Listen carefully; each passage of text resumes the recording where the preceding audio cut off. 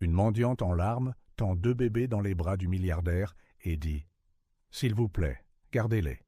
Je ne supporte plus de voir mon petit frère mourir de faim. » En entendant cela, le milliardaire pleure et fait quelque chose qui changera leurs 3 vies pour toujours. Antoine Dubois ajusta sa cravate en soie italienne devant le miroir. Parfait, comme toujours. Le reflet montrait un homme de 48 ans impeccablement vêtu, les tempes grisonnantes, un costume sur mesure, une posture impeccable, tout exactement comme il se devait. « Monsieur Dubois, la voiture vous attend », annonça la voix de l'interphone. Antoine ne répondit pas. Il se contenta de prendre le porte-documents en cuir sur le lit immense et jeta un dernier regard à la chambre. Le penthouse parisien, avec sa vue imprenable sur la tour Eiffel et les toits de la ville, scintillait sous le soleil matinal qui filtrait par les baies vitrées. La vue seule valait des millions. Littéralement, comme tout ce qu'Antoine Dubois possédait. « Je descends dans 1 minute, » répondit-il enfin. Dans le salon minimaliste, ses pas résonnaient sur le marbre importé. Sa vie était comme ça maintenant, de grands espaces vides où l'écho de ses propres pas était sa seule compagnie constante. Le téléphone sonna. C'était Chloé, son assistante, avec l'agenda du jour. Réunion à 9h avec les investisseurs japonais. Déjeuner avec le maire de Paris à midi. Conférence téléphonique avec Zurich à 15h. Antoine écoutait, mais son esprit vagabondait. Un autre jour, exactement comme tous les autres. Affaires, contrats, millions changeant de main, puis retour à l'appartement vide, commander à dîner, travailler un peu plus, peut-être boire un cognac en regardant les informations financières, dormir, recommencer. Et n'oubliez pas le dîner de charité à 20h, conclut Chloé. Annulez le dîner, dit-il soudainement. Mais monsieur Dubois, vous avez confirmé votre présence il y a des semaines. La presse sera là. Dites-leur que je suis malade ou en voyage, peu importe. Silence à l'autre bout du fil. Après des années à travailler pour lui, Chloé savait quand ne pas insister. « Comme vous voudrez, monsieur. » Antoine raccrocha et s'arrêta au milieu de la pièce. Que faisait-il? Ce dîner était important. Son absence serait remarquée. Elle générerait des rumeurs. Elle pourrait affecter les affaires. Pourquoi annuler? Parce qu'il était fatigué. Fatigué des sourires de façade, des conversations creuses, des gens qui ne voulaient que quelque chose de lui. Il se dirigea vers le bar et se versa un verre de cognac. Il était 8h du matin. Il ne buvait jamais si tôt. C'était l'une des nombreuses règles qu'il s'imposait. Des règles qui avaient bâti son empire, des règles qu'il suivait religieusement. Le glaçon tinta dans le verre. Antoine fixa le liquide ambré puis le reposa intact sur le comptoir. Non, même cela ne le tentait plus. Il se dirigea vers son bureau, son sanctuaire. Là, au milieu des moniteurs affichant des graphiques et des rapports, il se sentait en contrôle. C'est là qu'il passait le plus de temps quand il était chez lui. Le travail était la seule chose qui avait encore un sens.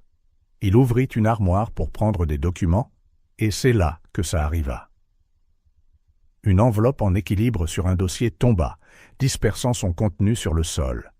Antoine s'agenouilla pour ramasser les papiers et se figea. Une vieille photo. Hugo, à 6 ans, souriant avec 2 dents de devant en moins, tenant un trophée de football. Antoine à côté de lui, un bras sur la petite épaule du garçon, tous deux heureux sous le soleil d'un dimanche quelconque. Ses doigts tremblèrent en touchant l'image, comme si c'était quelque chose de fragile et de précieux, ce qui était vraiment le cas. Antoine pressa la photo contre sa poitrine un instant, fermant les yeux. Le poids de ce petit morceau de papier lui semblait plus lourd que tout ce qu'il avait jamais porté. Il se souvint de ce jour, le premier match de foot d'Hugo. Le garçon avait frappé le ballon et couru aussi vite que ses petites jambes le lui permettaient. Ce n'était pas un but. Il avait à peine atteint le milieu de terrain, mais le sourire sur son visage quand il avait regardé vers les gradins, cherchant son père. Antoine déglutit difficilement. Combien de matchs avait-il manqué après celui-là? Combien de spectacles d'école, d'anniversaires, de moments qui ne reviendraient jamais? « C'est juste temporaire, ma chérie, » disait-il à Sophie. Une fois que nous serons financièrement stables, j'aurai plus de temps. » Mais ce temps n'était jamais venu. Assez n'était jamais assez. Il y avait toujours une autre acquisition, une autre expansion, un autre marché à conquérir. Antoine remit la photo dans l'enveloppe et la plaça dans le tiroir du bureau. Ses yeux se posèrent sur le téléphone. Combien d'années depuis qu'il avait parlé à Hugo? 5? 6? Son fils devait avoir plus de 20 ans maintenant. Un adulte qui avait grandi sans son père. Antoine prit le téléphone, le fixa un long moment, puis le reposa. Que dirait-il après tout ce temps? Désolé de ne pas avoir été là. Désolé d'avoir choisi le travail. Des mots vides maintenant. L'interphone sonna de nouveau. Monsieur Dubois, le chauffeur s'inquiète pour l'heure de la réunion? Antoine jeta un coup d'œil à l'horloge. Il était déjà en retard. Les investisseurs japonais détestaient les retards. Le contrat valait des milliards. « Je descends », répondit-il automatiquement. Il attrapa son porte-document, ajusta une fois de plus sa cravate et se dirigea vers la porte.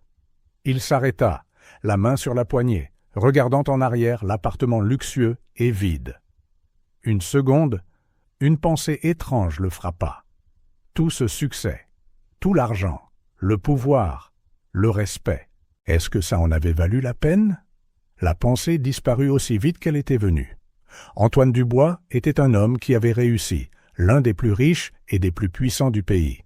Bien sûr, ça en avait valu la peine. Il le fallait. Il ferma la porte derrière lui et se dirigea vers l'ascenseur. Dans le miroir de l'ascenseur, il ajusta une fois de plus sa cravate parfaite, redressa les épaules et arbora sa meilleure expression confiante. Que faire d'autre? Après tout, c'était sa vie maintenant.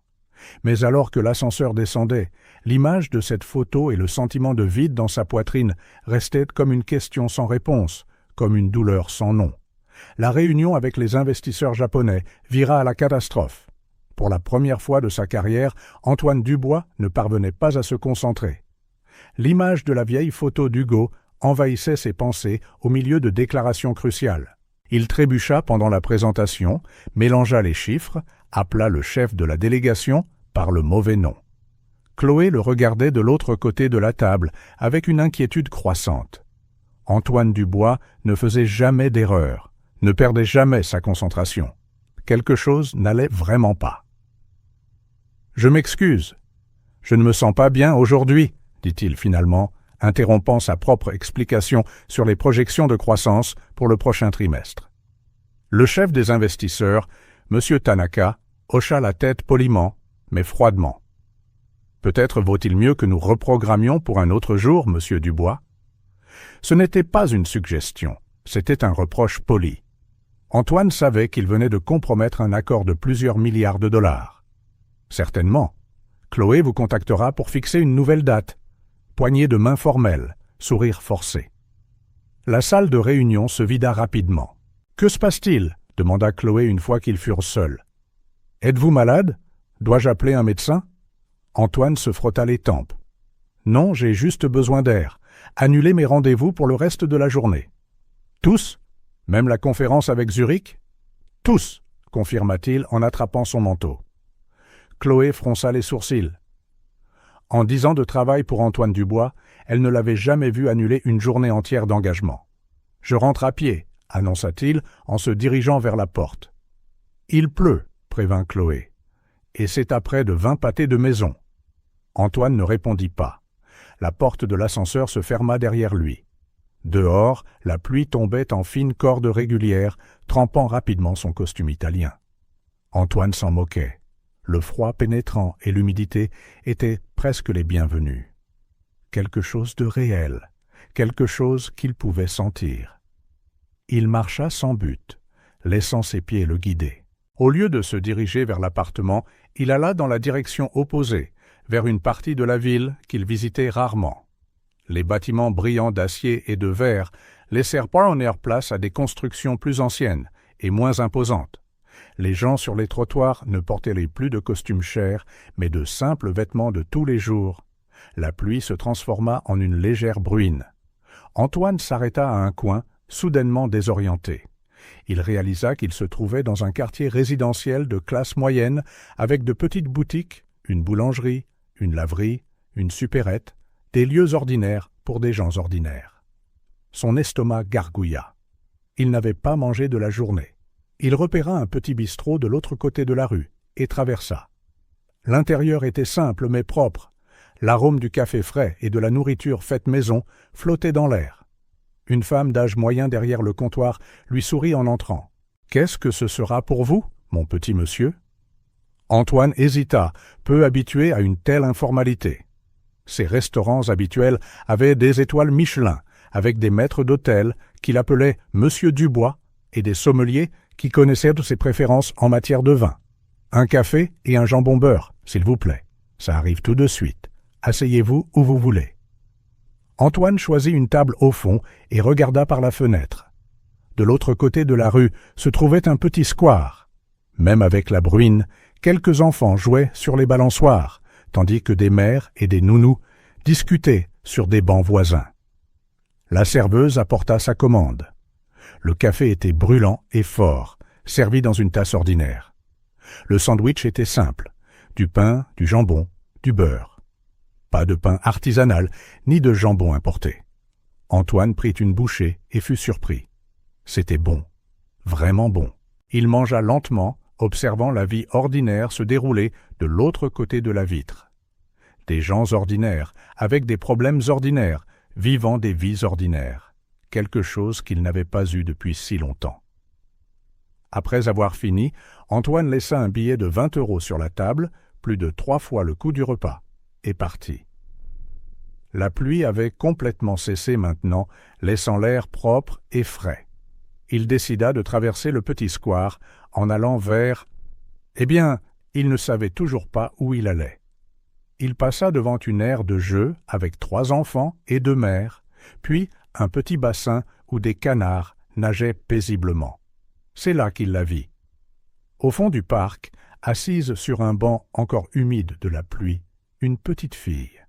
Elle avait l'air épuisée, sale, avec des cheveux bruns emmêlés tombant sur son visage, et dans ses bras, 2 bébés enveloppés dans de vieilles couvertures usées. Antoine s'arrêta. Quelque chose dans cette scène semblait profondément anormal. La fille semblait beaucoup trop jeune pour s'occuper de 2 bébés. Les enfants avaient l'air trop petits pour être dehors par ce temps humide. Où étaient les parents? Il regarda autour de lui. Personne ne prêtait attention à la petite fille avec les bébés. Hésitant, Antoine s'approcha. « Bonjour, dit-il, en gardant une distance respectueuse. « Est-ce que tout va bien? Avez-vous besoin d'aide ?» La fille leva les yeux, des yeux d'un bleu intense, mais rouges et gonflés d'avoir pleuré.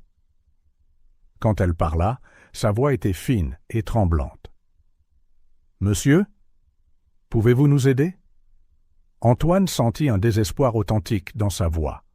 De plus près, la situation semblait encore pire. Les vêtements des enfants étaient sales et humides. Les bébés semblaient endormis, ou... Antoine sentit sa poitrine se serrer, peut-être trop faible pour pleurer. « Oui, je peux aider. »« Où sont tes parents ?» La fille serra les lèvres, comme pour retenir ses larmes. « Ma maman, elle, » commença-t-elle, mais fut interrompue par un faible gémissement de l'un des bébés. Son visage se mua en pur désespoir. Et puis, tout bascula. D'un mouvement brusque, la fille tendit les 2 bébés vers Antoine, ses yeux bleus débordant maintenant de larmes, qui laissaient des traînées propres sur son visage sale. « S'il vous plaît, gardez-les. » Sa voix se brisa en un sanglot. « Je ne supporte plus de voir mon petit frère mourir de faim. » C'était comme si quelque chose se brisait à l'intérieur d'Antoine, quelque chose qui avait été dur, froid et mort depuis des années. Il sentit une boule dans sa gorge, et, à son grand étonnement, une larme chaude s'échappa de son œil, roulant sur sa joue. Pour la première fois depuis des années. Combien? 5, 10. Antoine Dubois pleurait.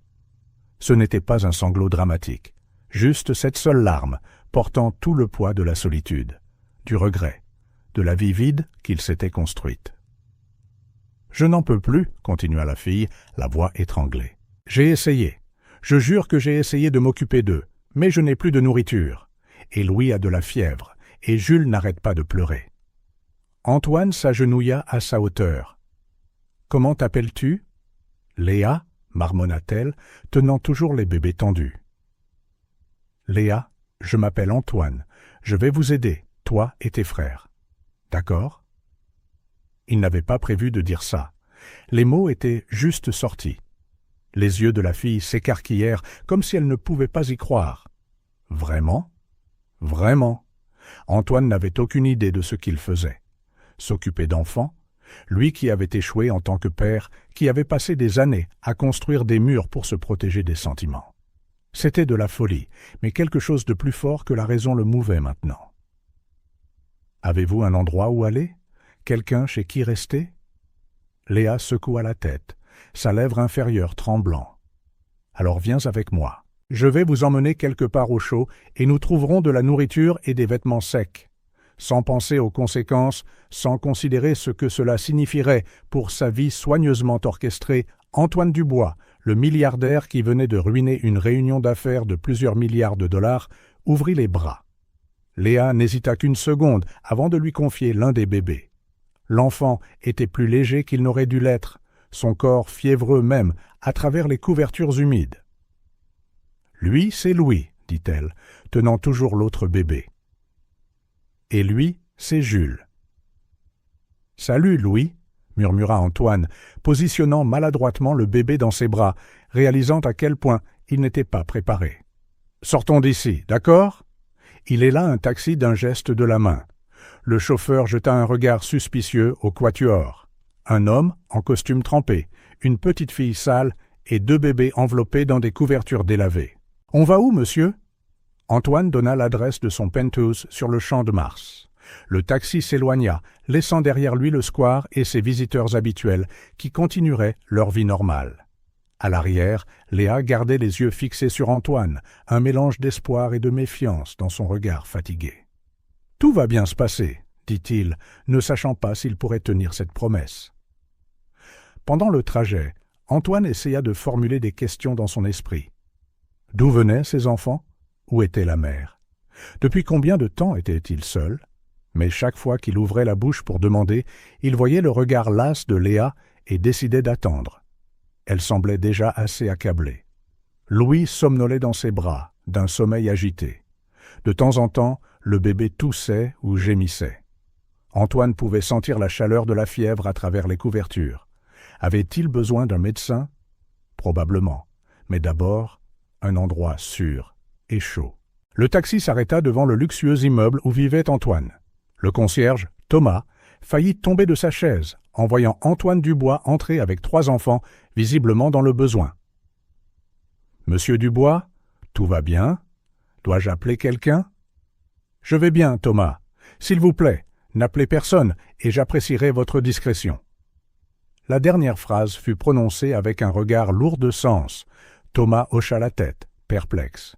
« Bien sûr, monsieur. » Dans l'ascenseur privé qui menait directement au penthouse, Léa restait silencieuse, les yeux écarquillés devant les murs en miroir. Louis dormait toujours dans les bras d'Antoine, mais Jules commença à gémir dans ceux de sa sœur. « Chut, Jules !» chuchota Léa en le berçant doucement. « Tu auras bientôt à manger, je te le promets. » L'ascenseur s'ouvrit directement sur le salon du penthouse. Antoine vit sa maison à travers les yeux de Léa. L'espace immense et impeccable, froid et stérile, les meubles élégants mais impersonnels, l'art abstrait sur les murs qui coûtait plus que ce que beaucoup de gens gagnent dans une vie. Un lieu destiné à impressionner, pas à vivre. « Venez, » dit-il en les guidant à travers l'appartement. « Trouvons un endroit où vous installer. » L'appartement comptait 4 suites en plus de la principale, toutes impeccablement décorées, toutes complètement inutilisées. Antoine choisit celle la plus proche de la sienne. « Vous pouvez rester ici pour le moment. Il y a une salle de bain là-bas. Vous pouvez prendre une douche chaude et je vais vous chercher quelque chose à manger. » Léa ne bougea pas. Ses yeux scannaient chaque coin comme si elle cherchait des pièges ou mémorisait des voies de sortie. Antoine reconnut ce regard. Il l'utilisait lui-même dans les négociations hostiles. Prudence, méfiance, prêt au pire. « Léa, » dit Antoine doucement, « je sais que tu ne me connais pas. Tu n'as aucune raison de me faire confiance, mais je te promets que vous êtes en sécurité ici. » Elle n'avait toujours pas l'air convaincue. « D'accord, je vais chercher des serviettes et des peignoirs. Vous pourrez vous réchauffer et ensuite nous verrons la prochaine étape. D'accord ?» Un léger hochement de tête. C'était le plus qu'elle pouvait offrir pour l'instant. Antoine se rendit au placard à linge pour prendre des serviettes. Il se sentait étrangement nerveux, comme s'il était sur le point de conclure la plus grosse affaire de sa vie. D'une certaine manière, c'était peut-être le cas. Alors qu'il attrapait des serviettes douces et des peignoirs, il se souvint de la dernière fois qu'il y avait eu des enfants dans la maison. Hugo et quelques amis célébrant un anniversaire qu'Antoine avait presque manqué à cause d'une téléconférence. Sophie avait tout organisé, le gâteau, les cadeaux, les activités. Antoine était arrivé pour les 20 dernières minutes avec un sourire forcé et un cadeau acheté par sa secrétaire. Le regard déçu d'Hugo le hantait encore. Quand il retourna dans la chambre, Léa était exactement là où il l'avait laissée, comme si elle avait peur de bouger. Jules pleurait plus fort maintenant, un cri aigu de faim ou d'inconfort. « Il doit avoir faim, » dit Antoine en lui tendant les serviettes. « Je vais voir ce que je peux trouver dans la cuisine. » La cuisine d'Antoine était rarement utilisée. Il commandait habituellement ou mangeait à l'extérieur. Il ouvrit le réfrigérateur, presque vide, à l'exception de quelques bouteilles d'eau, une bouteille de champagne et un pot d'olive. Le garde-manger n'était pas beaucoup mieux. Quelques boîtes de thon, un paquet de riz, du café, du thé et des biscuits importés. « Merde !» marmonna-t-il. « Que mangeaient les petits-enfants ?» Il n'en avait aucune idée. De quoi les bébés de cet âge avaient-ils besoin? Du lait, de la nourriture pour bébé. Et où trouverait-il ça maintenant? Il décida de commencer par le riz. C'était simple, neutre. Il sortit une casserole qu'il n'avait jamais utilisée, encore avec l'étiquette de prix, et mit de l'eau à bouillir. Ses mains, normalement stables pour signer des contrats de plusieurs millions d'euros, se sentaient maladroites pour mesurer le riz. De retour dans la suite, il trouva Léa assise sur le bord du lit immense, les deux bébés à côté d'elle. « Le bain est prêt, si tu veux. Je prépare quelque chose à manger. »« Qu'est-ce que vous préparez ?» demanda Léa, parlant pour la première fois depuis leur arrivée. « Du riz. C'est tout ce que j'ai pour le moment, mais nous pourrons commander plus de nourriture plus tard. » Un lourd silence s'installa. Antoine réalisa à quel point la situation était surréaliste. Un homme de 48 ans amenant 3 enfants inconnus dans son appartement. Que penseraient les voisins? Que dirait son conseil d'administration? Et plus important encore, à quoi diable pensait-il? « Je dois surveiller le riz, » dit-il en reculant vers la porte. « Mettez-vous à l'aise. » De retour dans la cuisine, Antoine fixa la casserole bouillonnante. Sa vie était complètement hors de contrôle maintenant. De la découverte de la photo d'Hugo ce matin à ses 3 enfants dans sa maison, c'était comme si un ouragan avait retourné son monde. « Qu'est-ce que je fais ?» se chuchota-t-il. « Qu'est-ce que je vais faire d'eux? Je ne sais pas comment m'occuper d'enfants. » Le souvenir du petit Hugo, demandant de l'aide pour ses devoirs, résonna dans son esprit. « Pas maintenant, mon fils. Papa est occupé avec le travail. » Antoine sentit une pointe de peur authentique. Et s'il échouait avec ses enfants, comme il avait échoué avec son propre fils? Et s'il ne pouvait pas les aider? Pire, et s'il finissait par leur faire du mal d'une manière ou d'une autre? L'odeur de quelque chose qui brûlait le ramena à la réalité. Le riz, il avait oublié de baisser le feu. « Bon sang !» s'exclama-t-il en retirant la casserole du feu. Trop tard, le fond était brûlé. Merde, merde, merde. Une présence silencieuse le fit se retourner. Léa se tenait dans l'embrasure de la porte, le regardant avec ses yeux lasses. Antoine se sentit ridiculement inadéquat sous le regard de cet enfant. « Désolé pour le mot, et désolé, j'ai brûlé le riz. » Léa s'approcha lentement et jeta un coup d'œil dans la casserole. Ça a juste un peu brûlé au fond, le reste est encore bon. Antoine regarda de nouveau la casserole. Elle avait raison, la couche supérieure de riz semblait encore comestible. « Je pensais que j'avais tout gâché, » avoua-t-il. Léa haussa les épaules. J'ai mangé pire. Quelque chose dans cette simple déclaration frappa profondément Antoine. Qu'avait traversé cet enfant?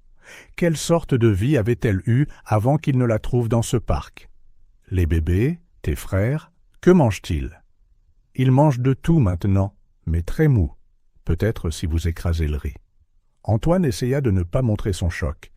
Des bébés si petits mangeant déjà de la nourriture solide. Mais que savait-il des enfants? Bien sûr, nous allons l'écraser pour eux. Il trouva des bols et des couverts, servit le riz, écrasant une portion avec une fourchette. « Tu dois avoir faim aussi, » dit-il en plaçant un bol devant elle. Léa fixa la nourriture intensément, mais ne bougea pas. « Tu peux manger ?» encouragea Antoine. Toujours hésitante, elle prit une cuillère et goûta un peu de riz.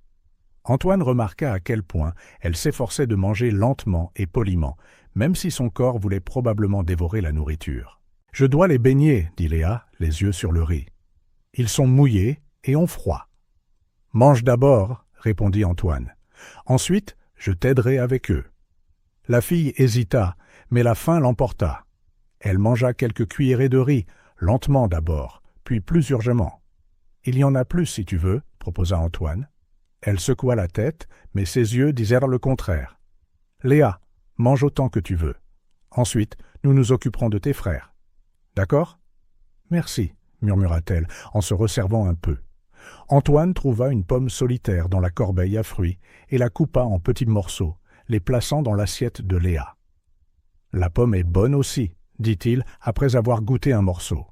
Après un moment d'hésitation, il ajouta « Le riz est bon, même avec le fond brûlé. » Alors, presque imperceptiblement, un minuscule sourire vacilla au coin de ses lèvres, si rapide que cela aurait pu être son imagination.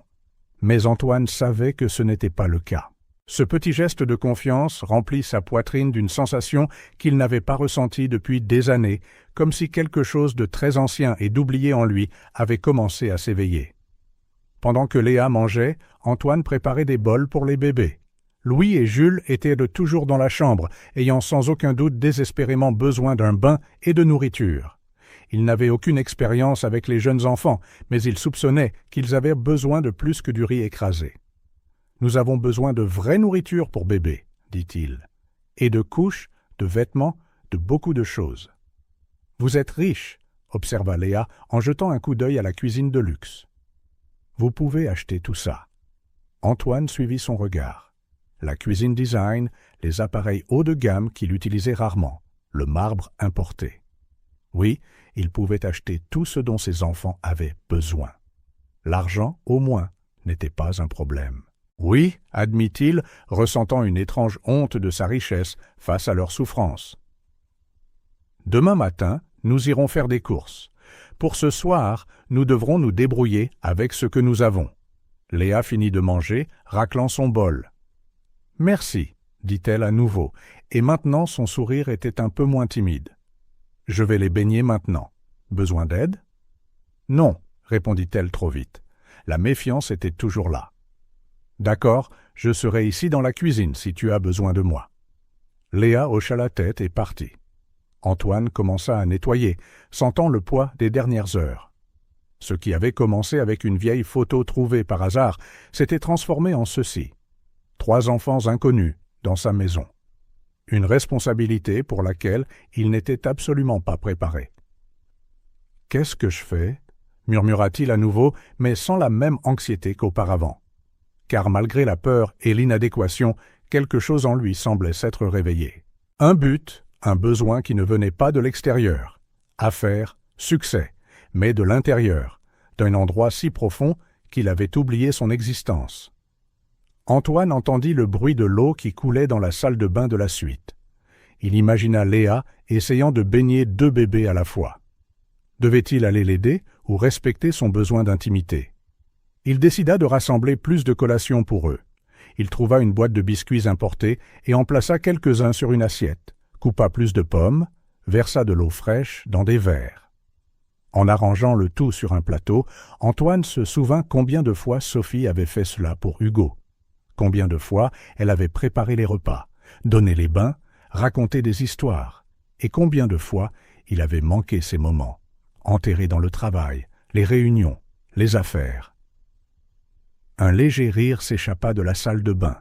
Soit Jules, soit Louis devaient avoir fait quelque chose de drôle. Léa semblait plus détendue maintenant. Plus. Quand la douche s'arrêta, Antoine attendit quelques minutes, puis frappa doucement à la porte. « J'ai apporté quelques autres choses à manger, » dit-il. La porte s'entr'ouvrit. Léa jeta un coup d'œil, enveloppée dans un immense peignoir qui la faisait paraître encore plus petite. Derrière elle, sur le lit, les 2 bébés s'agitaient, enveloppés dans des serviettes, semblant plus alertes après le bain chaud. « Merci, » dit-elle en prenant le plateau. « Louis aime les pommes. »« Super. Il y en a plein et de l'eau aussi. »« Est-ce que ça va là-dedans? Avez-vous besoin d'autre chose ?» Léa hésita, comme si elle envisageait quelque chose. « Nos vêtements sont mouillés. »« Ah, c'est vrai. Laisse-moi voir ce que je peux trouver. » Antoine se rendit dans sa propre chambre. Il avait des t-shirts qui pourraient servir de chemise de nuit pour Léa et peut-être pour les bébés. Pas idéal, mais ça ferait l'affaire pour une nuit. Il revint avec les t-shirts et les lui tendit à travers la porte, légèrement ouverte. « Demain, nous achèterons des vêtements convenables, » promit-il. Léa hocha la tête, toujours méfiante, mais visiblement plus détendue qu'à leur arrivée. « Bon, » dit Antoine en reculant, « je vais vous laisser vous reposer. Si vous avez besoin de quoi que ce soit, je suis dans la chambre d'à côté. Appelle-moi. »« D'accord. »« D'accord, » marmonna-t-elle, puis presque inaudiblement. « Bonne nuit. »« Bonne nuit, Léa. » La porte se referma doucement. Antoine resta là un moment, ressentant un étrange mélange d'émotions.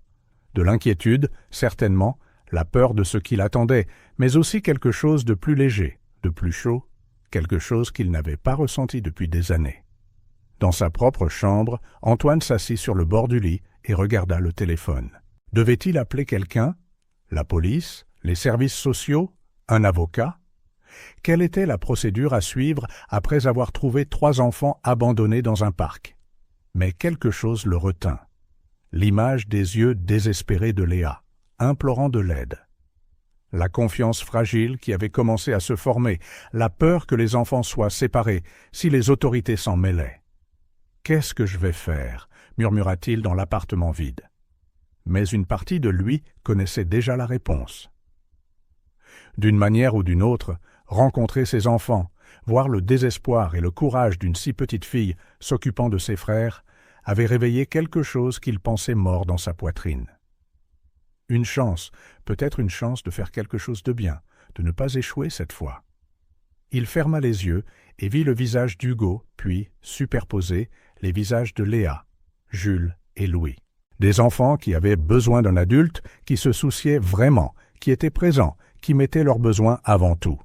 Pour la première fois depuis des années, Antoine Dubois avait peur d'échouer à quelque chose de personnel, quelque chose qui comptait vraiment. 3 jours s'étaient écoulés depuis qu'Antoine avait ramené les enfants à la maison. 3 jours d'ajustement, d'apprentissage et de petites victoires. Antoine avait engagé une équipe de shopping pour apporter tout ce dont les enfants avaient besoin. Vêtements, couches, jouets, nourriture appropriée. La chambre d'amis s'était rapidement transformée en un espace confortable avec 2 berceaux et un lit confortable pour Léa. Les bébés semblaient déjà en meilleure santé. Louis n'avait plus de fièvre et Jules souriait davantage.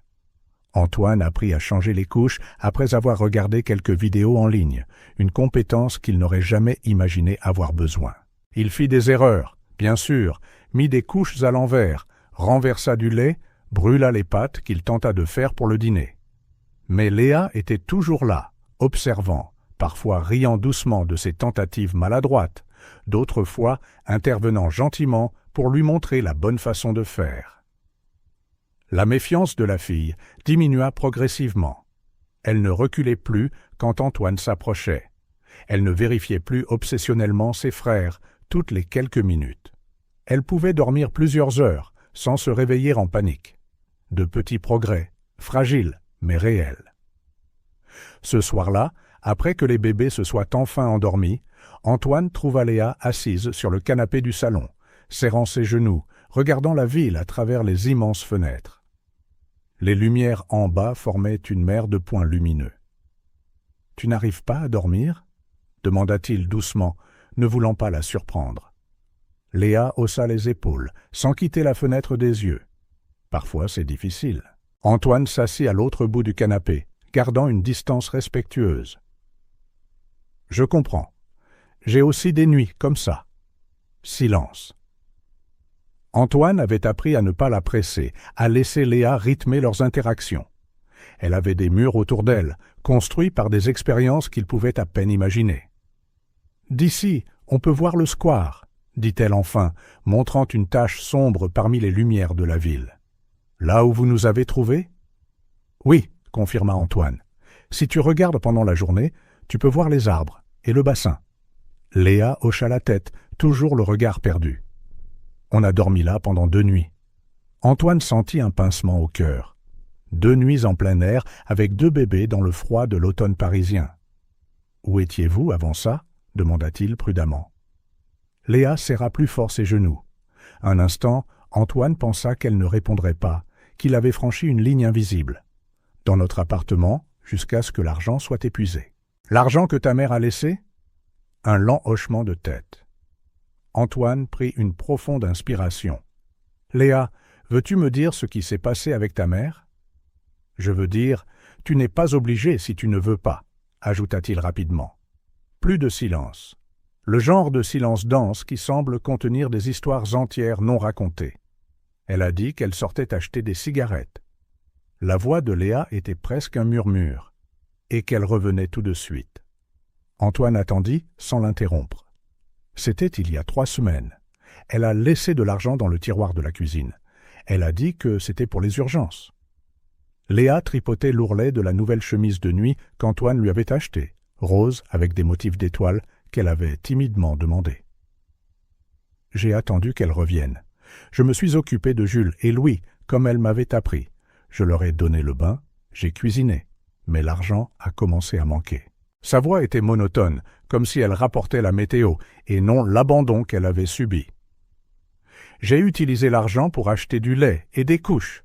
Quand il n'y en a plus eu, le propriétaire est venu frapper. Il a dit que nous allions être expulsés. Je ne savais pas ce que ça voulait dire, mais j'ai eu peur. Antoine regarda sa frêle silhouette se découper sur les vastes lumières de la ville. Elle semblait si petite face au monde immense à l'extérieur. Alors j'ai pris nos affaires, juste ce qui rentrait dans le sac à dos, et nous sommes partis. Je pensais que nous pourrions peut-être retrouver ma mère dans la rue. Sais-tu pourquoi elle n'est pas revenue ? Demanda doucement Antoine. Léa secoua la tête. Parfois, elle disparaissait un jour ou 2, mais elle revenait toujours. Toujours. Jusqu'à ce qu'elle ne le fasse plus, termina Antoine. Jusqu'à ce qu'elle ne le fasse plus, répéta Léa dans un murmure. As-tu d'autres parents, des grands-parents, des oncles ? Mon grand-père est mort l'année dernière. Ma grand-mère ? Je ne sais pas où elle est. Maman disait qu'elle habitait loin. Et vos pères ? Léa haussa les épaules. Jules et Louis ont des pères différents. Et mon père ? Maman a dit qu'il était parti quand je suis né. Je ne me souviens pas de lui. Antoine absorbait chaque mot, reconstituant la vie de Léa. Une mère célibataire avec 3 enfants. Pas de soutien familial, luttant probablement contre ses propres démons. Et puis, l'abandon final.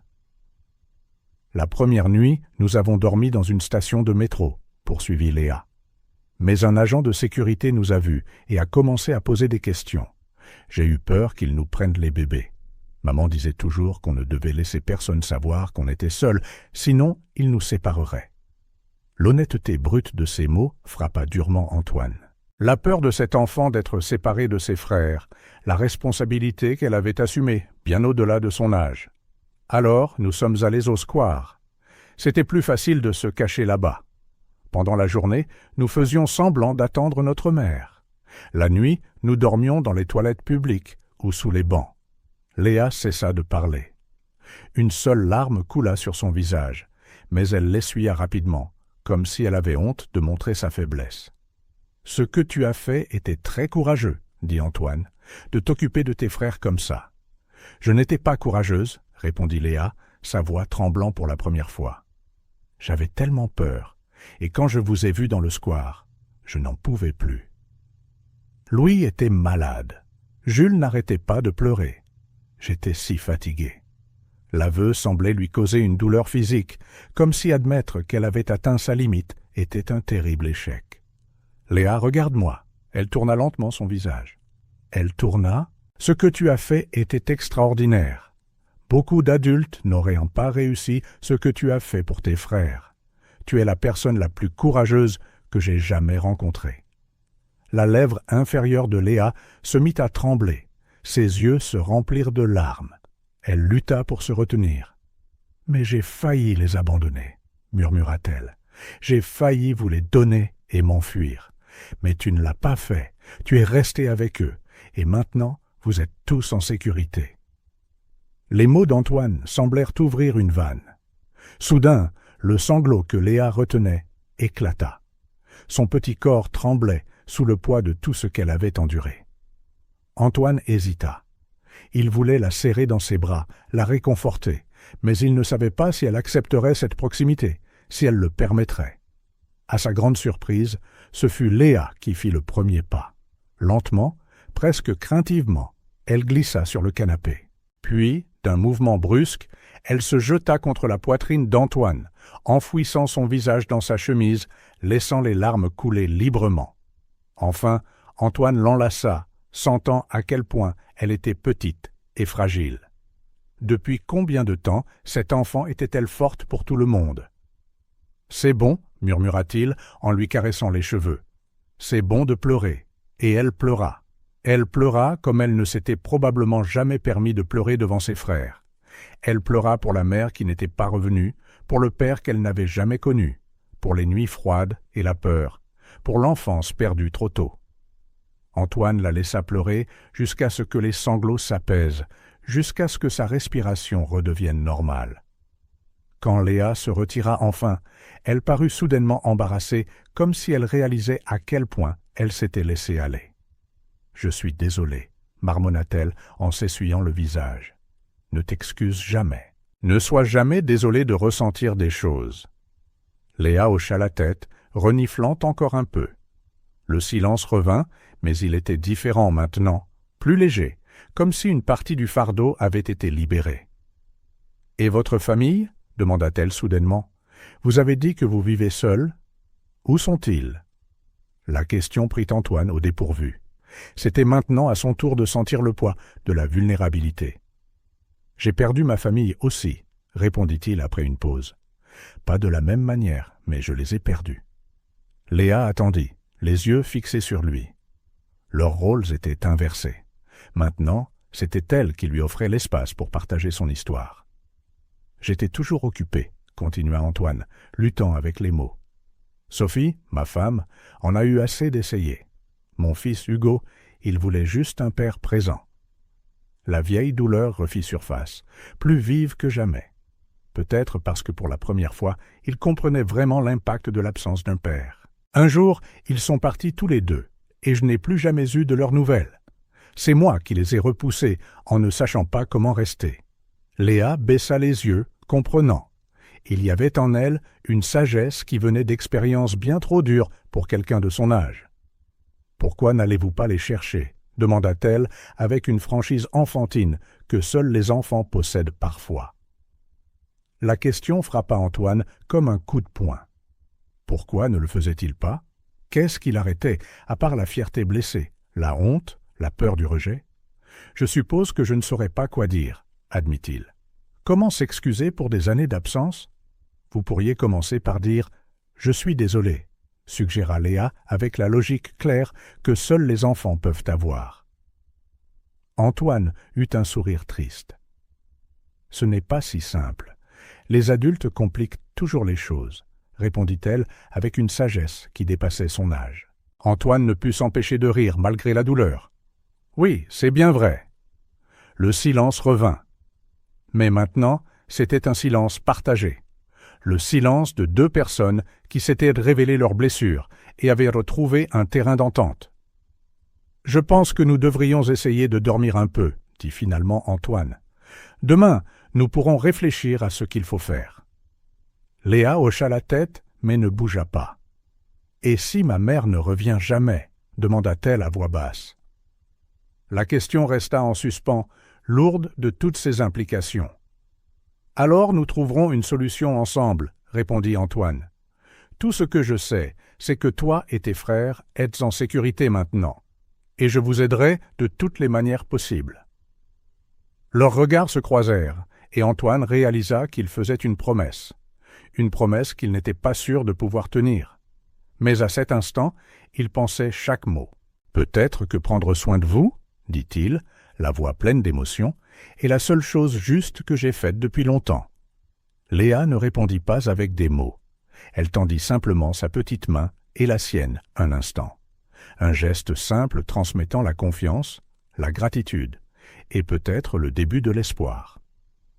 Puis elle se leva et retourna silencieusement dans la chambre où dormaient ses frères.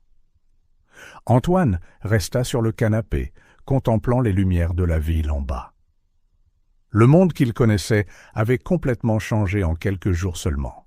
Et d'une manière ou d'une autre, pour la première fois depuis des années, il sentait qu'il était exactement là où il était censé être. 2 semaines s'étaient écoulées depuis la nuit où Léa lui avait raconté son histoire. Une routine improbable s'était installée dans l'appartement d'Antoine. Les matinées commençaient tôt avec les pleurs de Jules ou Louis, suivis d'un petit déjeuner dans la cuisine qui était maintenant toujours remplie d'aliments pour enfants. Antoine avait appris à préparer des purées, à couper des fruits en morceaux sûrs et même à faire des crêpes en forme d'animaux qui faisaient sourire Léa. Les après-midi étaient remplis de jeux sur le tapis du salon où Antoine se retrouvait assis par terre à construire des tours de cubes que Jules renversait en gloussant. Louis essayait de ramper et Léa observait tout avec soulagement et prudence, comme si elle ne pouvait pas encore croire pleinement en cette nouvelle réalité.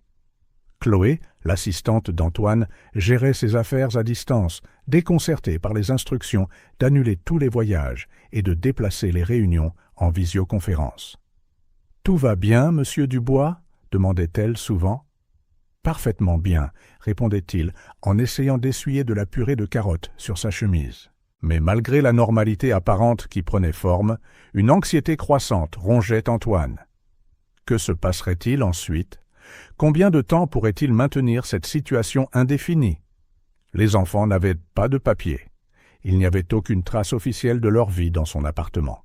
Techniquement, ce qu'il faisait pouvait être considéré comme un enlèvement. Un mercredi après-midi, alors que Léa regardait des dessins animés avec les bébés sur le canapé, Antoine s'enferma dans son bureau et tapa dans le moteur de recherche « Comment obtenir la garde d'enfants abandonnés ». Les résultats lui nouèrent l'estomac. Procédure légale, vérification d'antécédents, visite à domicile, évaluation psychologique, recherche de parents biologiques et la possibilité la plus effrayante que les enfants soient placés dans des familles d'accueil différentes pendant le processus. « Je ne peux pas les laisser être séparés », murmura-t-il en fermant le navigateur. Mais il ne pouvait pas non plus continuer ainsi indéfiniment. Finalement, quelqu'un poserait des questions. Les enfants avaient un besoin de soins médicaux, de scolarité, d'une vie normale. Antoine sentit le poids de l'indécision. Toute sa vie avait été bâtie sur des actions rapides et décisives. Il n'hésitait jamais à conclure des accords de plusieurs milliards. Mais ceci, c'était différent. Il y avait bien plus en jeu que de l'argent. Le lendemain matin, Antoine reçut un appel inattendu du conseil d'administration de son entreprise. Il y avait un problème urgent avec l'un de ses principaux investissements en Asie. Sa présence était requise immédiatement. « Impossible, » répondit-il. « Je ne suis pas disponible pour voyager en ce moment. »« Antoine, » dit la voix grave à l'autre bout du fil, « vous n'avez jamais été indisponible auparavant. Que se passe-t-il ?»« Affaires personnelles, » coupa-t-il sèchement. Rien qui n'affecte ma capacité à diriger l'entreprise. Mais la vérité était que pour la première fois, son attention était partagée. Pendant qu'il parlait au téléphone, ses yeux suivaient Léa dans la pièce, la regardant border soigneusement Louis, qui dormait sur le canapé. Après avoir raccroché, Antoine prit une décision. Il avait besoin d'une aide professionnelle, quelqu'un qui pourrait le conseiller sur les options légales sans immédiatement appeler le système. Par des contacts discrets, il organisa une réunion avec une avocate spécialisée en droit de la famille. Il expliqua sa situation dans les termes les plus vagues possibles par téléphone, mentionnant seulement qu'il avait besoin de conseils sur une situation délicate impliquant des enfants. L'avocate, maître Mélissa Ortiz, arriva à l'appartement l'après-midi suivant, une femme d'âge moyen, à l'expression sérieuse et munie d'un porte-documents en cuir. Antoine avait demandé à Léa de rester dans la chambre avec les bébés pendant la réunion.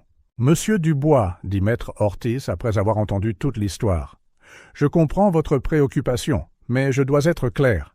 Ce que nous avons ici est une situation irrégulière. Techniquement, ces enfants sont portés disparus. Si la mère les a signalés comme perdus, une recherche pourrait être en cours. Elle les a abandonnés, insista Antoine, sentant la colère monter. Elle a laissé une enfant s'occuper de 2 bébés. Je comprends votre indignation, mais légalement, nous devons suivre les procédures appropriées. La première étape est de notifier l'aide sociale à l'enfance. Les mots « aide sociale à l'enfance » firent serrer les poings à Antoine. Et que leur arriverait-il? Maître Ortiz hésita légèrement. Il tenterait de localiser la mère ou d'autres parents. En cas d'échec, les enfants seraient donc placés sous la garde de l'État temporairement pendant que votre demande de garde est examinée. Séparés? Possiblement. Toutes les familles d'accueil ne peuvent pas accueillir 3 enfants à la fois, surtout avec 2 bébés. Antoine secoua la tête. Inacceptable. Monsieur Dubois, je comprends votre frustration, mais plus vous gardez ces enfants sans en informer les autorités, plus votre situation juridique se complique. La conversation se poursuivit pendant une autre heure, l'avocate détaillant le long et compliqué processus qui suivrait. À la fin, Antoine se sentait encore plus anxieux. « J'ai besoin de réfléchir, » dit-il en raccompagnant maître Ortiz à la porte. « Merci pour vos conseils, mais j'ai besoin de plus de temps. »« Ne tardez pas trop, » prévint-elle. « Plus tôt nous commencerons, meilleures seront vos chances. » Après le départ de l'avocate, Antoine sentit une présence silencieuse derrière lui. Léa se tenait dans le couloir, les yeux écarquillés et fixés sur lui. « C'était qui ?» demanda Léa, la voix tremblante. « Une amie, une avocate venue me donner des conseils. » Le visage de Léa devint pâle. « À propos de nous ?» Antoine hésita. Devait-il mentir, la protéger de la vérité compliquée? Mais quelque chose lui disait que Léa avait déjà affronté suffisamment de dures vérités pour être épargnée maintenant. « Oui, à propos de vous, j'essaie de comprendre comment je peux aider de manière plus permanente. » Les yeux de Léa s'emplirent de peur. « Allez-vous nous renvoyer ?»« Non, bien sûr que non, » dit-il rapidement en se rapprochant. « J'essaie de trouver un moyen pour que vous puissiez rester légalement. »« Vous avez promis ?» murmura-t-elle. « Vous avez promis que nous resterions ensemble, et nous le ferons. J'ai juste besoin de... » L'interphone l'interrompit. C'était le concierge qui annonçait l'arrivée d'une assistante sociale que le cabinet d'avocats avait engagée pour une évaluation préliminaire. Une partie des conseils de maître Ortiz pour renforcer le futur dossier de garde d'Antoine. « Faites-la monter, Thomas, » répondit Antoine, réalisant trop tard qu'il n'avait pas expliqué cette visite à Léa. La jeune fille recula, la panique dans les yeux. Une assistante sociale. « Léa, écoute, c'est juste une conversation préliminaire pour m'aider à comprendre le processus. » Mais Léa courait déjà vers la chambre. Antoine la suivit. « Léa, s'il te plaît, fais-moi confiance. » Elle s'arrêta à la porte de la chambre, tout son corps tendu comme un fil. « Maman a dit que les assistantes sociales séparent de les familles, qu'on ne peut pas leur faire confiance. Ce n'est pas comme ça, tenta d'expliquer Antoine. Elles veulent t'aider. » La sonnette retentit à nouveau, indiquant que l'assistante sociale était arrivée. « Reste ici avec les bébés, » dit-il. « Je vais d'abord lui parler. »« D'accord ? Ensuite, tu pourras décider si tu veux lui parler aussi. » Léa ne répondit pas. Elle se glissa simplement dans la chambre et ferma la porte. Antoine soupira profondément avant d'ouvrir à l'assistante sociale. Madame Pernet était une femme robuste d'une 50aine d'années, tenant un bloc-notes et arborant une expression analytique qui semblait scruter chaque centimètre de l'appartement en entrant. « Monsieur Dubois, merci de me recevoir. Maître Ortiz m'a donné un bref aperçu de votre situation, mais j'aimerais l'entendre directement de vous. » Antoine l'invita à s'asseoir et répéta l'histoire de sa rencontre avec Léa et les bébés dans le parc. Madame Pernay prenait des notes occasionnelles, hochant la tête. « Et depuis lors, ils vivent ici sans aucune formalisation légale ?» demanda-t-elle, d'un ton neutre qui sonnait tout de même accusateur. « Oui, je ne savais pas quoi faire au début, et puis je me suis attaché à eux. Compréhensible, mais problématique, commenta-t-elle. Monsieur Dubois, votre situation financière est évidemment confortable, mais prendre en charge 3 enfants ne se résume pas à des ressources matérielles. Il y a des considérations émotionnelles et psychologiques, sans parler de votre propre histoire familiale. » Elle consulta ses notes. « Je crois comprendre que vous avez un fils biologique avec qui vous n'êtes pas en contact. » Antoine sentit son estomac se nouer. « Oui, mais c'est différent. » « Certainement, mais cela indique un schéma que nous devons prendre en compte. »« Monsieur Dubois, je vais être franche. Votre profil, un homme célibataire bourreau de travail sans expérience récente avec les enfants, n'est généralement pas idéal pour un placement permanent, surtout pour 3 enfants traumatisés. » Ces mots frappèrent Antoine comme des coups physiques. « Compte tenu de la complexité de la situation, poursuivit Madame Pernay en élevant légèrement la voix, et de l'absence de structure familiale adéquate, il est fort probable qu'après notification aux autorités, les enfants seraient placés temporairement dans un foyer spécialisé, pendant que... » Un petit bruit l'interrompit. Antoine se tourna et vit Léa dans le couloir, les yeux écarquillés d'horreur. Elle avait entendu les derniers mots. « Un foyer ?» murmura-t-elle, le mot sortant comme un gémissement effrayé. « Oh, vous devez être Léa, » dit Madame Pernay en ajustant ses lunettes. « Pouvons-nous parler un peu ?» Mais Léa courait déjà vers la chambre. Antoine s'excusa et la suivit, la trouvant assise sur le lit, les genoux repliés, se balançant d'avant en arrière. « Léa, » commença-t-il en s'asseyant à côté d'elle. « Ce n'est pas ce que ça semble être.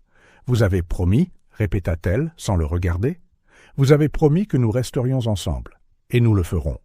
Ce n'est qu'une partie du processus. »« Des mensonges » murmura-t-elle.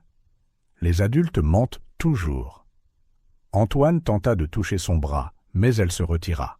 « Je dois finir de parler à Madame Pernay, » dit-il, se sentant impuissant. « Ensuite, nous parlerons plus, d'accord ? Je promets que je ne laisserai personne vous séparer. » Léa ne répondit pas. Antoine retourna à contre-cœur dans le salon où la conversation difficile avec Madame Pernay se poursuivit. Après une autre heure de questions invasives sur sa vie, sa routine et ses intentions, elle partit avec un dernier avertissement. « Monsieur Dubois, ma recommandation est que vous formalisiez la situation dès que possible. Plus vous attendez, plus cela deviendra compliqué. » Quand elle partit, le silence de l'appartement s'abattit sur les épaules d'Antoine. Il alla voir Léa, mais elle faisait semblant de dormir, tournée vers le mur. Les bébés dormaient vraiment dans leur berceau. Cette nuit-là, Antoine ne put guère dormir. Il se tourna et se retourna, rejoignant les mots de l'assistante sociale, la peur dans les yeux de Léa, les promesses qu'il avait faites. Quelle était la bonne chose à faire? Entamer le processus légal et risquer de perdre les enfants, ou rester dans cette situation irrégulière qui pouvait s'effondrer à tout moment? Vers 3 heures du matin, il se leva pour un verre d'eau. Passant devant la chambre des enfants, il ouvrit doucement la porte pour les surveiller. Dans le noir, il pouvait distinguer les berceaux et le lit de Léa. Tout semblait calme. Il retourna dans sa propre chambre, déterminé à prendre une décision au matin. Peut-être devrait-il appeler Sophie pour lui demander conseil. Elle avait toujours été meilleure pour les questions familiales, mais cette idée le fit se sentir encore plus inadéquat. Un homme qui ne pouvait pas être un père pour son propre enfant, essayant maintenant d'élever 3 enfants traumatisés. Le sommeil le gagna finalement aux petites heures. Quand il se réveilla, il était déjà plus de 8 heures, bien plus tard que d'habitude, depuis l'arrivée des enfants. L'appartement était étrangement silencieux. Antoine se leva rapidement et se rendit dans la chambre voisine. Il ouvrit la porte et sentit son sang se glacer. La chambre était vide, complètement vide. Les berceaux, le lit, aucun signe des enfants. « Léa !» appela-t-il, courant déjà à travers l'appartement. « Louis! Jules !» Rien que l'écho de sa propre voix. Dans le salon, il remarqua que le petit sac à dos de Léa, celui avec lequel elle était arrivée, avait disparu. Dans le réfrigérateur, quelques pommes et bouteilles d'eau manquaient. Et sur la porte d'entrée, le journal du système de sécurité indiquait qu'elle avait été ouverte à 4h27 du matin. Léa avait emmené ses frères et était partie au milieu de la nuit. Antoine s'effondra sur le canapé, abasourdi. L'appartement qui s'était lentement rempli de vie, de rires et de petites empreintes de pas au cours des dernières semaines était redevenu cet espace froid et vide. Il fit les 100 pas, les mains sur la tête, marmonnant « Ils m'ont quitté aussi. Qu'est-ce que j'ai fait de mal? Je dois être une personne horrible si personne ne veut rester avec moi. » Les mots sortirent, chargés d'une vieille douleur, maintenant avec une nouvelle raison de refaire surface. La douleur de l'abandon, du rejet. D'abord Sophie et Hugo, maintenant Léa, Jules et Louis. Ça recommençait. Et Antoine ne pouvait s'empêcher de penser que le problème, c'était toujours lui. Ce serait toujours lui. 6 heures, 12 heures, 18 heures. Antoine perdit la notion du temps, errant dans l'appartement vide. Il appela le concierge, la sécurité de l'immeuble, le personnel des immeubles voisins. Personne n'avait vu 3 enfants partir au milieu de la nuit. « Comment est-ce possible ?» murmura Antoine, le désespoir montant minute après minute. Comment 3 jeunes enfants peuvent-ils simplement disparaître? Ses pensées s'emballèrent. Devait-il appeler la police? Mais cela déclencherait le système exact que Léa craignait. L'aide sociale à l'enfance serait impliquée. Les enfants pourraient être séparés. D'un autre côté, 3 enfants étaient seuls dans les rues. 2 d'entre eux étaient des bébés. C'était l'automne. Les nuits devenaient de plus froides et la pluie menaçait de revenir. « Qu'est-ce que je fais ?» répéta-t-il, passant ses mains dans ses cheveux ébouriffés. Il attrapa le téléphone, enfin résolu à appeler les autorités, quand la sonnette retentit. 1 fois, 2 fois, 3 fois, en succession rapide. Antoine se précipita vers la porte, le cœur battant à tout rompre. Il regarda par le judas et sentit ses jambes flageoler. Léa, tenant Jules dans ses bras, Louis à ses côtés, s'accrochant à sa jambe. Il ouvrit la porte avec des mains tremblantes. « Antoine, » dit Léa, sa voix brisée par les sanglots. « S'il vous plaît, c'est Jules. » Antoine remarqua immédiatement l'état du bébé. Il était pâle, les yeux mi-clos, respirant rapidement et avec difficulté. Son petit corps semblait brûler de fièvre. « Il est vraiment chaud, » continua Léa, les larmes coulant à flots. J'ai essayé de lui donner un bain frais, comme maman le faisait quand on était malade, mais il ne fait qu'empirer. Antoine ne réfléchit pas une seconde. Il prit Jules des bras de Léa, sentant la chaleur alarmante qui émanait du petit corps. « Entrez tous les deux, » dit-il d'un ton pressant, ne cachant pas son inquiétude. « Je vais appeler le SAMU. » Léa entra, tirant Louis par la main. Ils avaient en l'air épuisés, leurs vêtements sales, les yeux cernés, la peur évidente dans chaque mouvement. Antoine était déjà au téléphone, décrivant les symptômes de Jules au service d'urgence. Après avoir raccroché, il se tourna vers Léa, qui se tenait tremblante dans le salon. « L'ambulance est en route, » dit-il, la voix tremblante. « Il va s'en sortir, Léa. » Elle hocha la tête, mais son regard était de pur désespoir. « Je n'aurais pas dû partir, » murmura-t-elle en fixant le sol. « C'est de ma faute. » Antoine s'agenouilla devant elle, tenant toujours Jules, qui laissa échapper un faible gémissement. « Ce n'est pas de ta faute, » dit-il fermement. « Vous êtes ici maintenant. Vous êtes en sécurité. » Louis, à côté de sa sœur, laissa échapper un petit gémissement. Antoine remarqua qu'il avait aussi l'air malade, pâle, avec les yeux gonflés. La sonnette retentit à nouveau, l'ambulance arrivant avec une vitesse impressionnante. Antoine ouvrit la porte et 2 ambulanciers se précipitèrent avec leur équipement. « Le bébé a une forte fièvre et une respiration difficile », expliqua rapidement Antoine. « Ça a commencé aujourd'hui, d'après ce que j'ai compris. » Les ambulanciers examinèrent Jules avec une efficacité professionnelle. L'un d'eux se tourna vers Antoine. « Nous devons l'emmener à l'hôpital immédiatement. Êtes-vous le père » La question prit Antoine au dépourvu. Il regarda Léa, puis Jules, puis Louis. « Oui, » répondit-il sans hésiter. « Oui, je suis le père. » Quelque chose changea dans l'expression de Léa à ce moment-là, un mélange de surprise et peut-être de soulagement. « Je vais monter dans l'ambulance avec eux, » continua Antoine. « Léa, pourrais-tu prendre des vestes pour toi et Louis ? Nous y allons tous ensemble. » La jeune fille hocha la tête et courut vers la chambre. Pendant que les ambulanciers préparaient Jules pour le transport, Antoine regarda le petit Louis, qui était anxieux et effrayé. « Hé, mon grand !» dit-il en s'accroupissant au niveau de Louis. « Ton petit frère va s'en sortir. D'accord ?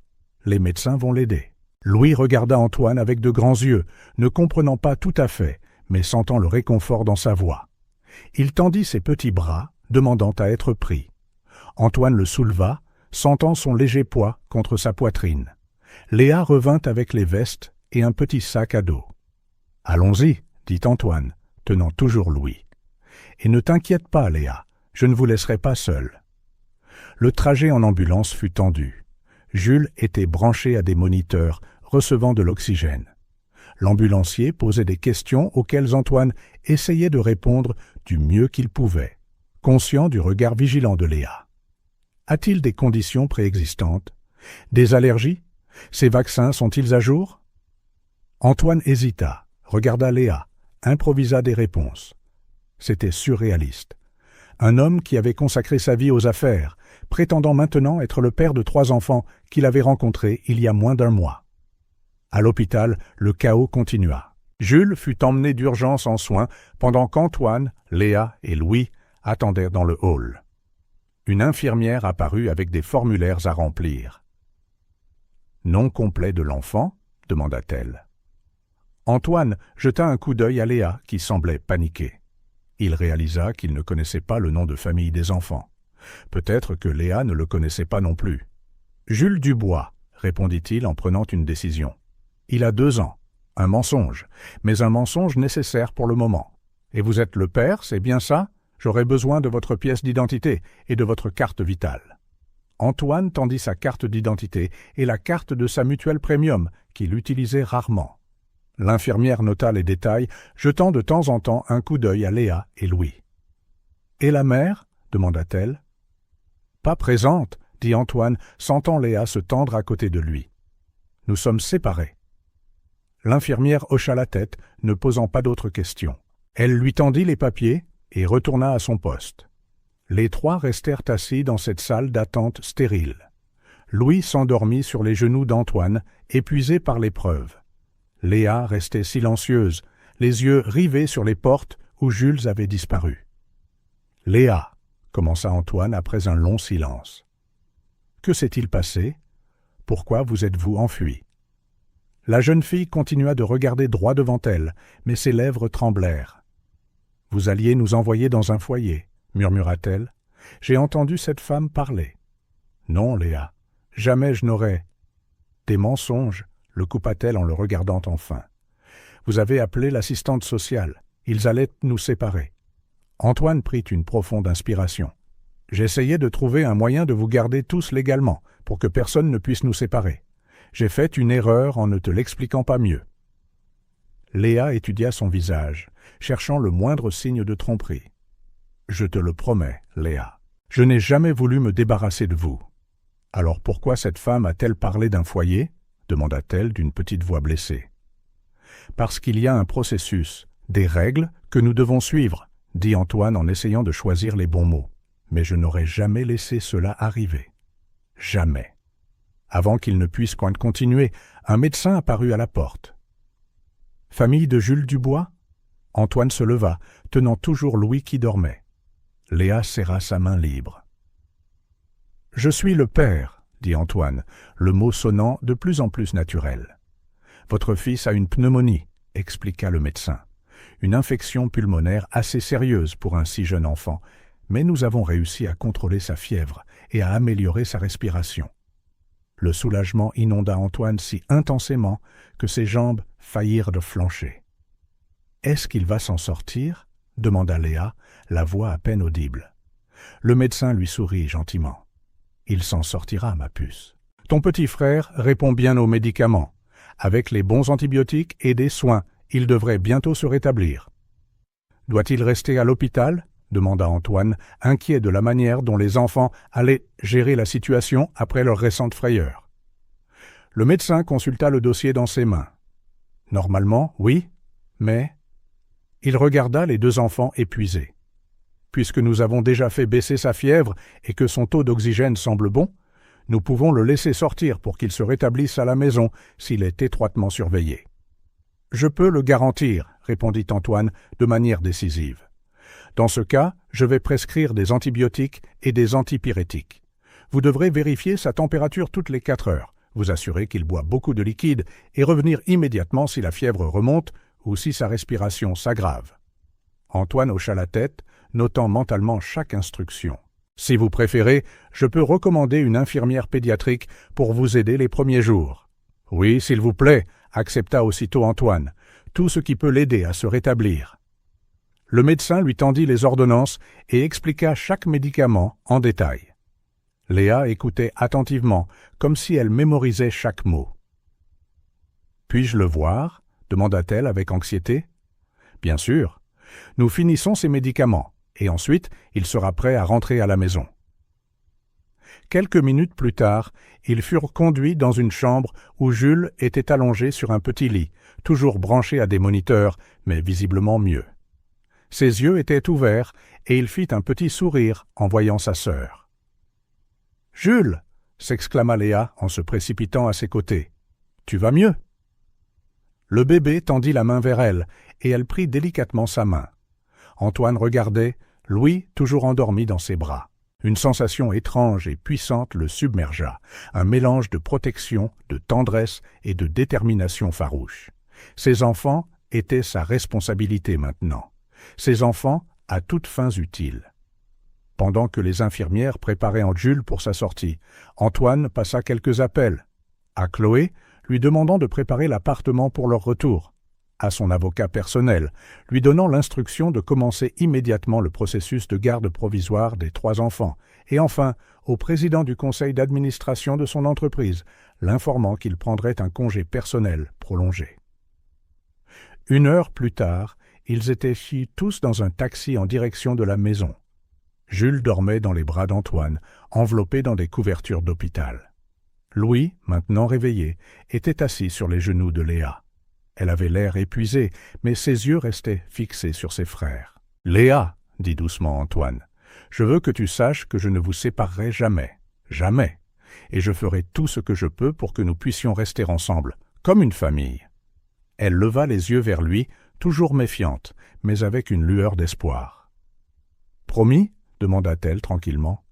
« Je le promets, » répondit-il avec une conviction qui venait du plus profond de son être. « Je changerai tout ce qu'il faut, ma maison, ma routine, mon travail, pour que nous puissions être une vraie famille. » Léa hocha lentement la tête, comme si elle absorbait chaque mot. Quand ils arrivèrent à l'appartement, Chloé les attendait, avec tout de préparé. La chambre des enfants était rangée, avec des berceaux propres et le lit de Léa fait. Sa soupe maison mijotait sur la cuisinière. Les ordonnances de Jules, récupérées à la pharmacie, étaient organisées avec des instructions claires. Dans les jours qui suivirent, Antoine s'immergea pleinement dans cette nouvelle vie. Il apprit à administrer les médicaments, à reconnaître les différents pleurs des bébés, à préparer des repas appropriés. Il annula les voyages d'affaires, reprogramma les réunions en visioconférence et réorganisa son calendrier pour être toujours présent. L'infirmière pédiatrique recommandée par le médecin venait quotidiennement pour surveiller Jules, dont l'état s'améliorait régulièrement. Elle enseigna également à Antoine les soins aux nourrissons, de la manière de tenir un bébé correctement aux façons de stimuler leur développement. Plus important encore, Antoine entama le processus légal pour obtenir la garde provisoire des enfants. Son avocat travailla sans relâche, naviguant dans la bureaucratie complexe, utilisant l'influence et les ressources d'Antoine pour accélérer les choses. Ce fut une bataille. Il y eut des questions sur sa capacité en tant que père célibataire, son histoire familiale et les circonstances inhabituelles de l'arrivée des enfants. Mais Antoine persista, mue par une détermination qui surprit même ses plus proches collaborateurs. Un mois après la nuit à l'hôpital, Antoine reçut le document officiel lui accordant la garde provisoire de Léa, Jules et Louis. Ce n'était pas encore permanent. Il y aurait d'autres audiences, des évaluations et des rapports, mais c'était un début, une reconnaissance légale de ce que son cœur savait déjà. Ce soir-là, après avoir couché les bébés, Antoine trouva Léa à la table de la cuisine, concentrée sur quelque chose. « Qu'est-ce que tu fais » demanda-t-il en s'asseyant à côté d'elle. Léa couvrit rapidement le papier de sa main, comme si c'était un secret. « Rien » marmonna-t-elle en rougissant un peu. Antoine sourit. « Ce n'est pas grave. Tu n'es pas obligé de me montrer si tu ne veux pas. » Il se leva pour préparer du thé, lui laissant de l'espace. Quand il revint avec 2 tasses, du thé pour lui et du chocolat chaud pour elle, Léa avait retourné le papier. « C'est pour vous, » dit-elle timidement, « mais ce n'est pas très bien fait. » Antoine prit le dessin, sentant une boule dans sa gorge en l'examinant. C'était simple, fait avec des crayons de couleur, mais sans équivoque. 4 personnages se tenant la main. Un grand, de toute évidence lui, et 3 plus petits, Léa, Jules et Louis. En haut, en lettres soigneusement formées, il était écrit « La famille Dubois ». « Léa, dit-il, la voix pleine d'émotion, c'est le plus beau dessin que j'ai jamais vu. »« Vraiment » demanda-t-elle, incertaine. « Absolument. »« Puis-je le garder ?» Elle hocha la tête, un petit sourire illuminant son visage fatigué. Cette nuit-là, après que Léa se fut enfin couchée, Antoine sortit à nouveau le dessin. Il le regarda longuement, sentant quelque chose de profond et de puissant s'agiter en lui. Soigneusement, comme s'il manipulait un trésor inestimable, il le plaça dans le tiroir de sa table de chevet. La famille Dubois. La famille qu'il avait failli perdre avant même qu'elle ne commence. La famille qu'il était maintenant déterminé à protéger et à aimer contre vents et marées. 6 mois s'étaient écoulés depuis cette nuit à l'hôpital. La vie dans le penthouse d'Antoine avait complètement changé. L'appartement, autrefois minimaliste et impersonnel, montrait maintenant des signes clairs de vie de famille. Des jouets éparpillés dans le salon, des dessins d'enfants scotchés sur le réfrigérateur, des photos encadrées sur les tables, Antoine avec les enfants au parc, au zoo, pendant leur premier Noël ensemble. La routine quotidienne avait également changé. Antoine commençait maintenant chaque journée en préparant le petit déjeuner pendant que Léa aidait les garçons à s'habiller. Les après-midi étaient consacrés aux visites au parc, les soirées au bain, aux histoires et aux berceuses. Les réunions importantes étaient programmées pendant les heures d'école de Léa, et les appels vidéo avaient lieu une fois que les enfants dormaient. Pour beaucoup, il était difficile de reconnaître l'homme souriant poussant des poussettes dans le parc comme le milliardaire impitoyable des salles de conseil. Mais pour Antoine, la transformation avait un sens parfait. C'était comme si pendant des années, il n'avait vécu qu'une fraction de sa vie, la partie consacrée au succès professionnel, tandis que le reste gisait en sommeil, attendant d'être réveillé par les 3 enfants qu'il appelait maintenant les siens. La garde provisoire était sur le point de devenir permanente. L'assistante sociale qui effrayait autrefois Léa venait maintenant régulièrement, impressionnée par les progrès de la famille. Les avocats d'Antoine étaient confiants que, compte tenu de l'absence prolongée de la mère et de la stabilité émotionnelle et matérielle qu'il offrait, l'adoption n'était plus qu'une formalité. Tout semblait se mettre parfaitement en place. Pourtant, quelque chose tourmentait encore Antoine dans les heures calmes de la nuit. Une pièce cruciale manquait. Une vieille blessure qui, malgré toutes les joies tout récentes, palpitait encore douloureusement. Hugo, son premier-né, le fils qu'il n'avait pas vu grandir. Un samedi matin, alors que les enfants jouaient sous la surveillance de la nounou, Antoine s'enferma dans son bureau. Sur le bureau, une feuille de papier vierge et le stylo-plume que son père lui avait offert à sa remise de diplôme. Il ne l'utilisait jamais pour les affaires, seulement pour les questions les plus personnelles. Il prit une profonde inspiration et commença à écrire. « Sophie, j'espère que cette lettre te trouvera en bonne santé. Je sais que ça fait longtemps. Je sais que tu ne veux peut-être pas de mes nouvelles. Tu en as parfaitement le droit. Je n'écris pas pour demander pardon ou pour rouvrir de vieilles blessures. J'écris parce que quelque chose d'extraordinaire s'est produit dans ma vie. quelque chose qui a tout changé. Et j'ai senti que toi et Hugo deviez le savoir.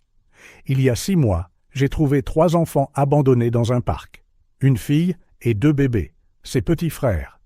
Ils étaient seuls, affamés, terrifiés. Je ne l'ai pas prévu, je n'ai rien calculé. Je les ai juste ramenés à la maison et j'ai décidé de les garder. Ils sont maintenant mes enfants, légalement bientôt. Mais dans mon cœur, ils le sont déjà. À travers eux, Sophie, j'ai réalisé tout ce que j'ai perdu. Tout ce que j'ai jeté quand j'ai choisi le travail, plutôt que notre famille. Chaque fois que je refuse une réunion pour regarder Léa réciter un poème à l'école, je me souviens des spectacles d'Hugo que j'ai manqués. Chaque fois que je me réveille la nuit pour apaiser un cauchemar de Louis, je pense à combien de nuits Hugo aurait pu avoir besoin de moi, et je n'étais pas là. Je ne demande pas ta sympathie. Je partage juste une vérité que j'ai mis trop de temps à apprendre. Aucun succès professionnel ne vaut de manquer de voir son enfant grandir. Je sais qu'Hugo doit être un jeune adulte maintenant. Peut-être à l'université, peut-être déjà en train de travailler. Je ne sais rien de l'homme que mon garçon est devenu, et c'est mon plus grand regret. Je ne m'attends pas à ce qu'il me pardonne. Je ne m'attends pas à rattraper les années perdues. Mais si un jour Hugo veut me parler, je suis là, vraiment. Pas l'homme que j'étais, toujours occupé, toujours distant, mais quelqu'un qui comprend enfin ce qui compte. Je joins quelques photos de ma nouvelle famille. Si jamais vous voulez les rencontrer, vous seriez les bienvenus. Avec affection et respect, Antoine. Il relut la lettre plusieurs fois, peaufinant un mot ici, une phrase là. Ce n'était pas un contrat d'1 milliard de dollars. C'était plus important que ça. Quand il fut enfin satisfait, il la plaça dans une enveloppe avec quelques photographies. Les enfants au parc. Jules faisant ses premiers pas. Louis riant en essayant de se nourrir et se couvrant de nourriture. Léa tenant fièrement son premier bulletin scolaire. Il écrivit soigneusement l'adresse, la dernière qu'il avait pour Sophie, une banlieue tranquille en Normandie. Il ne savait même pas si elle y habitait encore. Peut-être que la lettre n'arriverait pas, peut-être qu'elle serait jetée sans être lue. Mais il devait essayer. En scellant l'enveloppe, il entendit le rire de Léa dans l'autre pièce, suivi du babillage excité des bébés. Il sourit, sentant cette vague d'affection désormais familière qui le submergeait chaque fois qu'il pensait à ses enfants, tous, y compris Hugo. Il se leva et se dirigea vers la fenêtre, regardant la ville en bas. Pendant si longtemps, il avait cru que le succès signifiait construire des empires, amasser des fortunes, conquérir des marchés. Maintenant, il savait que le vrai succès était autre chose. Trouvé dans les petits moments, dans les petites mains tenant la sienne, dans les sourires qui l'accueillaient à la fin de la journée. « Papa !» appela la voix de Léa depuis l'autre pièce. « Jules remarche ! Viens voir !»« J'arrive !» répondit-il en glissant la lettre dans la poche de sa veste pour la poster plus tard. Avant de quitter le bureau, il jeta un dernier regard à la photo d'Hugo sur son bureau, la seule qu'il avait gardée toutes ces années. À côté, maintenant, se trouvait le dessin de Léa. Il disait « La famille Dubois ». Peut-être qu'un jour, pensa-t-il, cette famille pourrait être complète. 3 semaines passèrent sans réponse à sa lettre. Antoine essaya de ne pas trop espérer. Après tout, cela faisait des années. Sophie avait peut-être déménagé. Hugo ne voulait peut-être pas de contact. La vie continuait, et il avait maintenant 3 enfants qui avaient vite besoin de son attention et de son amour. La nouvelle routine de la famille Dubois était fermement établie. Léa était en CE2 dans une bonne école voisine, où elle s'était rapidement fait des amis. Jules et Louis allaient dans une crèche à mi-temps, donnant à Antoine quelques heures pour travailler dans son bureau à domicile. Ce jeudi après-midi, Antoine examinait quelques contrats pendant que les bébés faisaient la sieste après le déjeuner. Léa reviendrait de l'école dans 1 heure, ramenée par le chauffeur qu'Antoine avait engagé juste pour elle. Il prévoyait d'emmener les enfants au planétarium ce week-end, dans le cadre de ses efforts pour leur offrir des expériences amusantes et éducatives. L'interphone sonna, le tirant de ses pensées. « Monsieur Dubois, » dit la voix du concierge, « il y a un jeune homme ici qui demande à vous voir. Il dit qu'il est votre fils. » Antoine sentit son cœur s'arrêter. « Quel est son nom » demanda-t-il, la voix soudainement rauque. Hugo Dubois, monsieur. Un bourdonnement emplit les oreilles d'Antoine. La pièce sembla tourner. Hugo, son fils, ici après toutes ces années. Faites-le monter, Thomas, s'il vous plaît. Antoine raccrocha et se tint au milieu de la pièce, ne sachant que faire. Devait-il attendre près de la porte, s'asseoir nonchalamment sur le canapé? Que dirait-il? Comment devait-il agir? Avant qu'il ne puisse se décider, la sonnette retentit. Il prit une profonde inspiration, se dirigea vers la porte, l'ouvrit. Il était là. Hugo, le fils qu'il n'avait pas vu depuis 8 ans. Il n'était plus le garçon de 14 ans dont Antoine se souvenait. C'était un jeune homme maintenant, grand, les épaules larges, avec la mâchoire déterminée de sa mère, mais les yeux étaient indéniablement ceux d'Antoine. D'un bleu intense, observateur. Hugo fut tout ce qu'Antoine put dire. Le jeune homme ne sourit pas, mais il ne montra pas non plus d'hostilité. Il y avait de la prudence dans ses yeux, une attente contenue. « Puis-je entrer » demanda-t-il simplement. « Bien sûr, s'il te plaît. » Antoine s'écarta, luttant pour contrôler le tremblement de ses mains. « Ça fait plaisir de te voir. » Hugo entra, jetant un coup d'œil autour de lui. L'appartement avait considérablement changé depuis sa dernière visite. Les œuvres d'art coûteuses avaient été remplacées par des dessins d'enfants encadrés. Il y avait des boîtes de jouets, des piles de livres d'histoire sur la table basse, un tapis doux avec des imprimés d'animaux sur le sol. « L'endroit a l'air différent, » commenta Hugo en s'arrêtant au milieu du salon. « Tout est différent, » acquiesça Antoine. « Voudrais-tu t'asseoir? Je peux faire du café ou... Je vais bien, merci. » Le silence s'installa entre eux, lourd de 8 années d'absence et de mots non dits. « J'ai reçu ta lettre, » dit finalement Hugo. « Maman me l'a transmise. Est-ce qu'elle va bien? » « Elle va bien.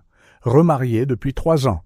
Marc est un homme bien. » Antoine hocha la tête, ressentant un pincement de tristesse, mais aussi un soulagement sincère que Sophie ait tourné la page. « Et toi » demanda-t-il. « Es-tu à l'université ou... » « J'ai eu mon diplôme l'année dernière.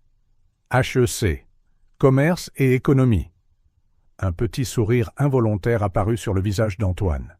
« Comme ton vieux père ?»« Pas exactement, » dit Hugo avec une pointe de froideur dans la voix.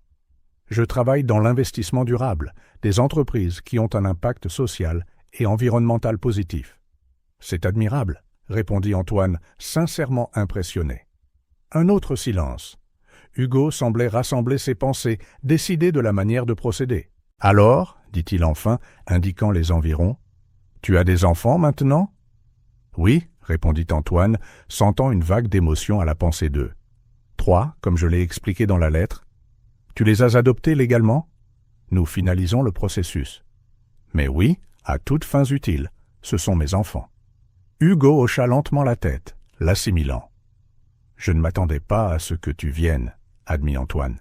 « Après tout ce temps, je pensais... » « Je ne m'attendais pas à venir non plus, » interrompit Hugo. « J'ai gardé ta lettre pendant des jours, ne sachant que faire. Une partie de moi voulait la jeter sans la lire. Une partie de moi était curieuse. »« Je comprends, » murmura Antoine. « Puis les photos sont tombées de l'enveloppe, » poursuivit Hugo. « J'ai vu ces enfants. Je t'ai vu avec eux. C'était juste... étrange. » Antoine attendit, laissant à son fils l'espace de s'exprimer. « Pendant des années, » continua Hugo, la voix plus stable maintenant, « je me suis raconté la même histoire. Tu ne savais pas comment être un père. Tu n'avais pas ça en toi. Les affaires seraient toujours ta seule passion. » Chaque mot frappait Antoine, comme une flèche précise, mais il savait qu'il méritait chacun d'eux. « Puis, j'ai vu ces photos, » dit Hugo. « Toi par terre, en train de jouer avec des bébés. Toi, à un spectacle d'école, souriant comme un idiot. Toutes les choses que tu n'as jamais faites avec moi. » La douleur dans la voix d'Hugo était tangible, et Antoine sentit les larmes lui piquer les yeux. « Je ne sais pas quoi dire, Hugo, sauf que je suis désolé. Profondément désolé. Tu méritais un meilleur père que moi. » Avant que Hugo ne puisse répondre, le bruit de petits pas les interrompit. Jules apparut du couloir, tout juste réveillé de sa sieste, encore en pyjama. Il s'arrêta brusquement en voyant un étranger dans le salon, les yeux écarquillés. « Pas ?» demanda-t-il, confus. Antoine regarda de Jules à Hugo, momentanément figé entre deux mondes. « Tout va bien, Jules ?» dit-il finalement, en s'approchant et en prenant le petit. « C'est Hugo, ton grand frère. » Jules étudia Hugo avec curiosité, puis sourit timidement et cacha son visage contre l'épaule d'Antoine. Hugo regarda la scène avec une expression difficile à lire. Peut-être de la surprise, peut-être une blessure renouvelée, peut-être quelque chose de plus complexe. « Est-ce que Louis dort encore ?» demanda doucement Antoine au garçon dans ses bras, essayant de garder la situation aussi normale que possible. Jules hocha la tête, se frottant les yeux endormis. « Tu veux regarder un peu la télé pendant qu'il se réveille ? Juste un petit peu, d'accord ?» Jules hocha la tête avec enthousiasme et Antoine le porta sur le canapé, allumant une chaîne pour enfants à bas volume. Quand il retourna vers Hugo, son fils l'observait attentivement. « Tu as vraiment changé, » murmura Hugo. Le bruit de la porte d'entrée qui s'ouvrait les interrompit à nouveau. Léa entra, portant son cartable et bavardant joyeusement avec quelqu'un derrière elle. « Le chauffeur, » supposa Antoine. « Papa, Madame Miller a dit qu'on peut aller au Palais de la Découverte samedi. » Et Léa s'arrêta en remarquant le visiteur. « Oh, pardon, je ne savais pas que nous avions de la visite. »« Ce n'est rien, Léa, » dit Antoine en lui faisant signe de s'approcher. « J'aimerais te présenter quelqu'un de très spécial.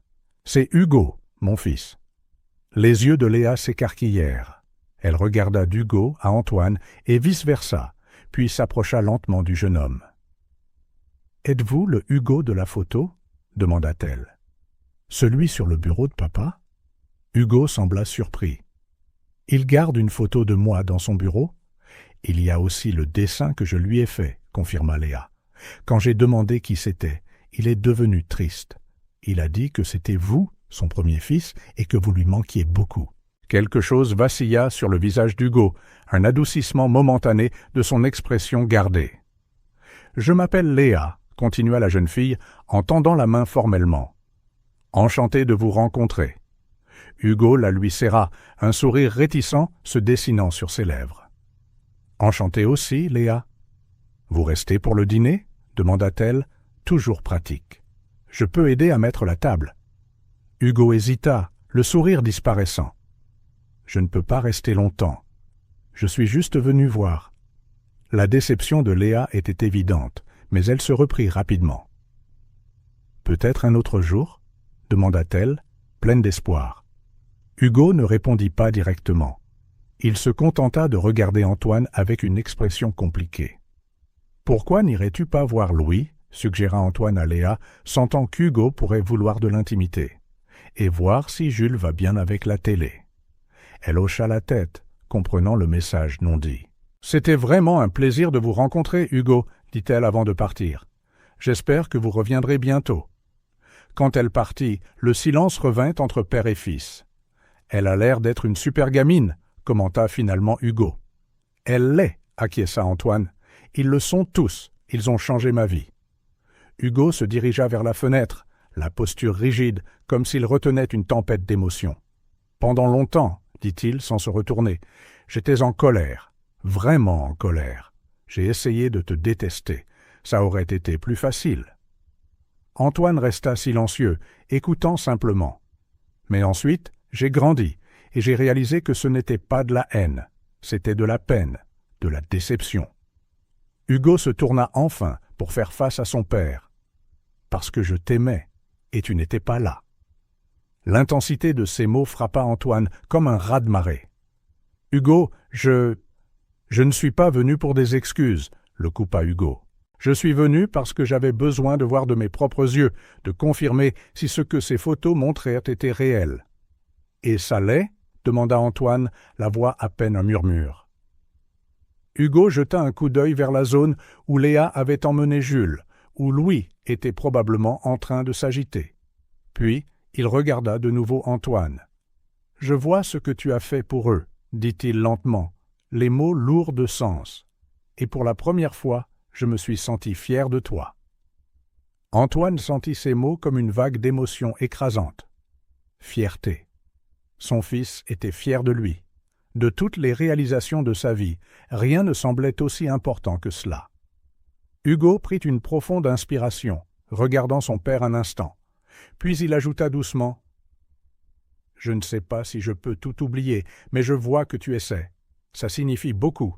Ne disparais plus. » Antoine, les yeux remplis de larmes, répondit « Je ne le ferai pas.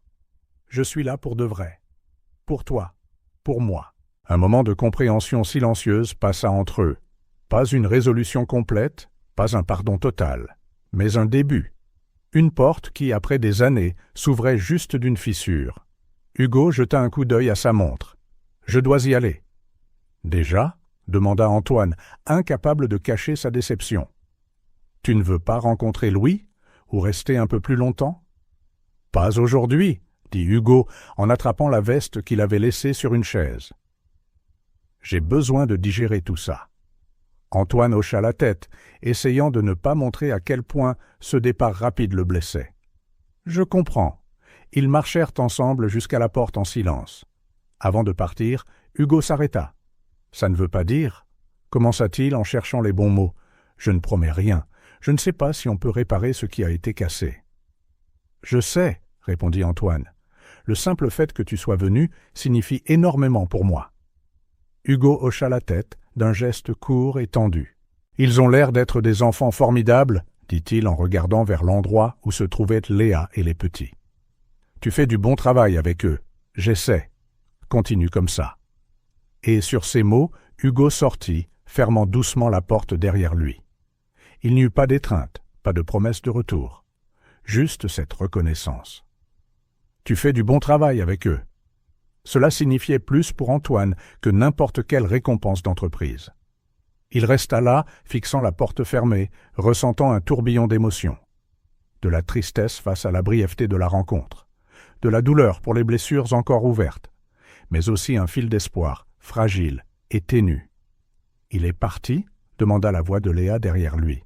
Antoine se tourna pour la voir porter Louis, avec Jules s'accrochant à sa jambe. « Oui » dit-il doucement. Il devait partir. « Est-ce qu'il va revenir ?» demanda-t-elle. Antoine regarda une fois de plus la porte, puis les visages expectatifs de ses plus jeunes enfants. « Je ne sais pas, Léa. J'espère. Mais c'est son choix. Il avait l'air triste, » observa-t-elle avec la perspicacité d'une enfant qui avait enduré des épreuves. « Je pense qu'il est confus, » expliqua Antoine en tendant la main pour prendre Louis. Parfois, les adultes mettent plus de temps que les enfants à comprendre leurs sentiments. « Comme vous avez mis du temps à comprendre que vous vouliez être notre papa ?» demanda Léa. Antoine sourit, touché par sa question simple mais profonde.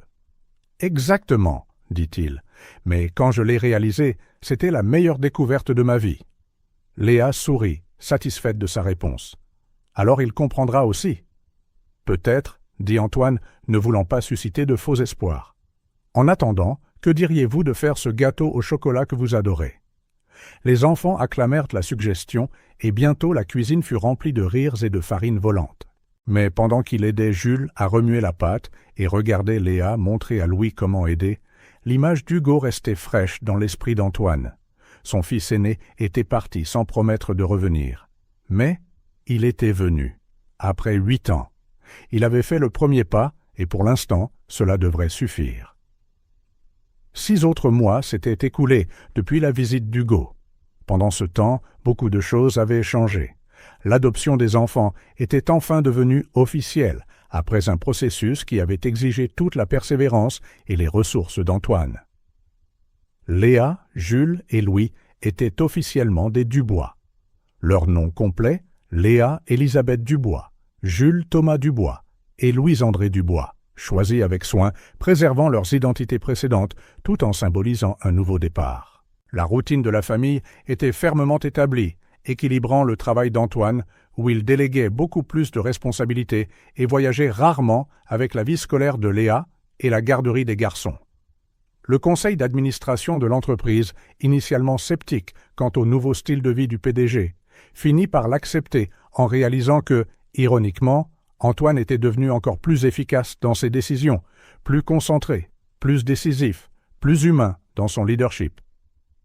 Au cours de ces mois, Hugo appela quelquefois des conversations brèves et prudentes qui devinrent progressivement plus fréquentes. Il envoya des cadeaux pour l'anniversaire de Léa, une collection de livres d'astronomie qu'elle adora. Il rendit également visite 2 autres fois.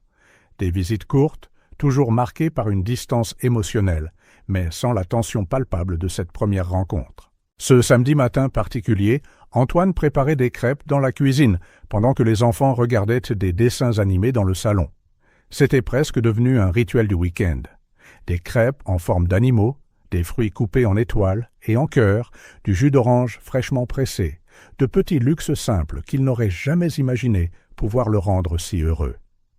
La cuisine, autrefois immaculée et pratiquement inutilisée, arborait maintenant des dessins épinglés sur le réfrigérateur, des ustensiles colorés achetés spécialement pour les enfants et de petites empreintes de mains maculées sur les placards inférieurs. Antoine s'en moquait. Au contraire, chaque signe de la présence des enfants le remplissait d'une profonde satisfaction qu'aucune affaire n'avait jamais pu lui donner. « Les enfants, le petit déjeuner est prêt », appela-t-il en plaçant la dernière crêpe en forme d'éléphant sur l'assiette. Léa arriva la première, guidant ses jeunes frères par la main. Jules, maintenant 2 ans et demi, marchait avec assurance, tandis que Louis, presque 2 ans, avait encore la démarche instable et enthousiaste des nouveaux marcheurs. « Regarde, Jules, cette crêpe ressemble à un éléphant, » dit Léa en l'aidant à s'installer dans son réhausseur. « Fin !» répéta Jules en applaudissant. Antoine sourit en les regardant interagir. C'était incroyable de voir comment Léa, à seulement 8 ans, endossait naturellement un rôle de grande sœur protectrice. Elle avait encore des flashbacks occasionnels, des cauchemars, des moments d'anxiété si l'un de ses frères pleurait trop longtemps, mais elle s'épanouissait généralement, se transformant en une enfant joyeuse, intelligente et confiante. L'école avait été un défi au début. Léa n'avait jamais suivi de cours formels et son adaptation fut progressive. Les premières semaines, Antoine recevait des appels presque quotidiens du conseiller d'orientation de l'école, signalant des épisodes de pleurs ou des moments où Léa refusait de se séparer de ses affaires, les serrant dans son sac à dos, un comportement que le psychologue jugeait courant chez les enfants ayant connu la privation. Alors qu'il aidait Louis à s'installer, le téléphone sonna. « Léa, peux-tu commencer à servir les garçons ? Je reviens tout de suite. » Elle hocha la tête, prenant les choses en main avec compétence. « Allô ?» répondit Antoine. « Antoine, c'est Sophie. » Il faillit laisser tomber le téléphone. Sophie, son ex-femme, la mère d'Hugo. Ils ne s'étaient pas parlé directement depuis des années. Le peu de communication qui existait était passé par les avocats ou, plus récemment, par Hugo lui-même. « Sophie, salut, ça fait plaisir d'entendre ta voix. » Un bref silence. « Hugo m'a parlé des enfants, » dit-elle enfin, « de la façon dont tu as changé. »« Oui, » confirma-t-il, ne sachant que répondre d'autre. Comment résumer en mots la profonde transformation des derniers mois ? « Je suis en ville, » continua Sophie. « Je rends visite à ma sœur. Hugo a suggéré que je passe les rencontrer. » Le cœur d'Antoine se mit à battre la chamade. Hugo l'avait suggéré. Cela signifiait plus que n'importe quelle déclaration directe. « Bien sûr. Quand voudrais-tu venir ? En fait, j'appelle depuis le hall de ton immeuble. » Un instant, Antoine ne put parler, stupéfait. « Antoine ?» La voix de Sophie semblait incertaine. « Si ce n'est pas le bon moment… »« Non, non, » dit-il rapidement. « Monte, s'il te plaît. Nous sommes en train de prendre le petit déjeuner. Il y a plein de crêpes. » Il raccrocha, essayant de digérer la situation. Sophie, ici, maintenant. La femme qu'il avait autrefois aimée, qu'il avait profondément blessée par son absence. La mère d'Hugo. Quelqu'un qui connaissait l'ancien Antoine, pas l'homme qu'il était devenu. « C'était qui, papa ?» demanda Léa quand il retourna à la cuisine. « C'était la mère d'Hugo, mon ex-femme. Elle vient nous rendre visite. » Les yeux de Léa s'écarquillèrent. « La dame de la photo de mariage dans votre bureau ? C'est elle. »« Elle est jolie, » remarqua Léa pensivement. « Elle reste pour le petit déjeuner ? » « Je pense que oui, répondit Antoine, remarquant avec quelle facilité Léa acceptait la situation. Il nous faudra une autre place à table. Quand la sonnette retentit quelques minutes plus tard, Antoine ressentit une nervosité qu'il n'avait pas éprouvée depuis son adolescence. Il lissa son t-shirt, passa une main dans ses cheveux et ouvrit la porte. Sophie était aussi élégante qu'il s'en souvenait, ses cheveux blonds, maintenant plus courts, quelques rides autour des yeux, mais le même regard direct et intelligent. « Salut !» dit-elle. « Salut !» répondit-il. « Entre, s'il te plaît. » Sophie entra, observant l'appartement avec curiosité. « C'est différent ?» commenta-t-elle. « Tout leste » dit Antoine. Il la conduisit à la cuisine, où les enfants finissaient leur petit déjeuner. « Les enfants ?» dit-il. « Voici Sophie, la maman d'Hugo. » Léa se leva immédiatement et lui tendit la main. « Bonjour, Madame Sophie. Je m'appelle Léa. Voici mes frères, Jules et Louis. » Sophie sourit en serrant la main de Léa. « Enchantée de te rencontrer, Léa. Hugo m'a beaucoup parlé de toi. »« Vraiment ?» Les yeux de Léa s'illuminèrent. « Il vous a parlé de mes livres d'astronomie ? Je lis sur Jupiter. Elle a 70 lunes connues, et la grande tache rouge est une tempête géante qui dure depuis plus de 300 ans. » Sophie rit, sincèrement charmée par l'enthousiasme de la jeune fille. « Oui, il a mentionné ta passion pour les étoiles et les planètes. Il a dit que tu es très intelligente. » Léa rougit de plaisir. « Lui aussi. Il m'a montré comment fonctionne un télescope la dernière fois qu'il est venu. Il a dit qu'il m'emmènerait un jour au planétarium. » Sophie lança un regard à Antoine, un mélange de surprise et d'une pointe d'approbation. Hugo avait parlé d'emmener Léa au planétarium. Cela signifiait qu'il prévoyait des visites futures, une implication plus profonde dans la famille. « Voudrais-tu te joindre à nous ?» proposa Antoine en tirant une chaise. Le reste du petit déjeuner se passa de manière étonnamment paisible. Sophie discuta d'astronomie avec Léa, aida Louis à ne pas renverser son jus, et rit quand Jules tenta d'attirer son attention en lui lançant des morceaux de banane. Après le repas, alors que les enfants allèrent jouer dans le salon, Sophie et Antoine restèrent à table dans un silence chargé. « Ils sont adorables », dit finalement Sophie.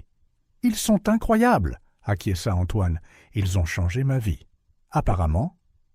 Antoine rassembla son courage. « Sophie, à propos du passé, je suis désolé pour tout, pour ne pas avoir été le père que Hugo méritait, le mari que tu méritais. » Elle hocha lentement la tête. « Il a fallu très longtemps, Antoine. Je sais, mais il n'est jamais trop tard pour changer, pour réparer ce qui peut l'être. » Elle fit une pause, choisissant ses mots. Hugo essaie.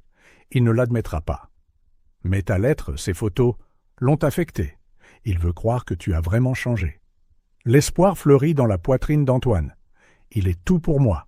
Il l'a toujours été, même quand je ne pouvais pas le montrer. La sonnette retentit à nouveau, les interrompant. « Tu attends quelqu'un d'autre » demanda Sophie. « Non » répondit Antoine en se levant. Quand il ouvrit la porte, il sentit son souffle se couper. Hugo se tenait là, tenant un paquet. « Salut » dit-il, l'air aussi surpris qu'Antoine. « Maman m'a dit qu'elle passait, alors j'ai pensé que je... Mais si ce n'est pas le bon moment... »« Non, non, » dit rapidement Antoine. « Entre. Ta mère est là, on vient de finir le petit déjeuner. » Hugo entra, jetant un coup d'œil autour de lui, cherchant apparemment quelque chose. « Les enfants sont dans le salon, » expliqua Antoine, comprenant sa question silencieuse.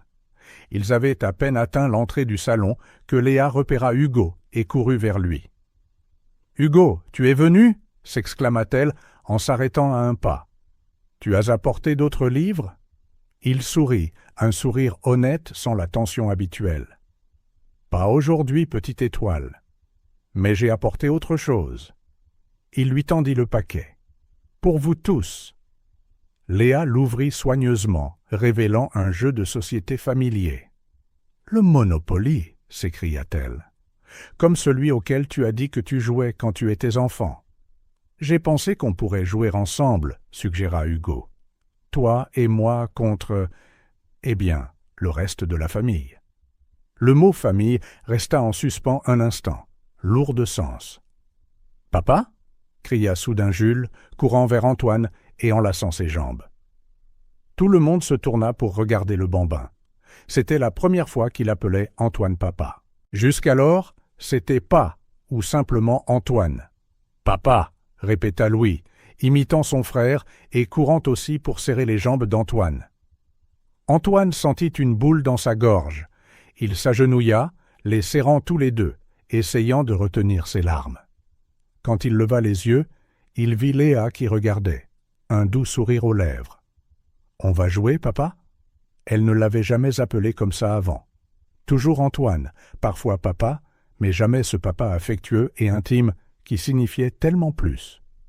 Antoine regarda Léa, voyant la certitude, la confiance et l'appartenance dans ses yeux. « Oui, ma chérie, » répondit-il, la voix tremblante. Hugo regardait, un léger sourire sur le visage. Sophie, debout à côté de lui, avait des larmes dans les yeux qu'elle essayait de cacher. La matinée se transforma en après-midi, pendant qu'ils jouaient.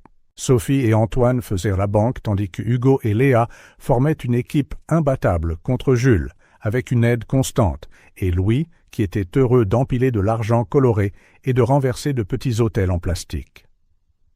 À un moment donné, alors que Léa se levait pour chercher du jus pour tout le monde, Sophie se rapprocha d'Antoine. « Je n'aurais jamais pensé voir ça, » murmura-t-elle. « Hugo et toi dans la même pièce. Pas de tension, pas de blessure évidente. »« Moi non plus, » admit Antoine. « Les enfants sont le pont, n'est-ce pas? Surtout Léa. » Antoine hocha la tête. Elle a un don avec les gens, une sagesse qui dément son âge, probablement à cause de ce qu'elle a traversé. Sophie regarda la jeune fille revenir avec des vers soigneusement équilibrés. « Elle me rappelle quelqu'un, » remarqua-t-elle. « Qui ? Hugo, quand il était petit, avant que les choses ne changent. » L'observation frappa Antoine comme une révélation. C'était vrai. La même détermination, la même intelligence vive, la même sensibilité. Père et fille, bien que sans lien de sang, partagèrent quelque chose de plus profond. Des heures plus tard, après des parties animées de Monopoly, de pop-corn et de rire, les enfants étaient enfin épuisés. Jules s'endormit sur le canapé et Louis devint grognon, signe certain qu'il était exténué.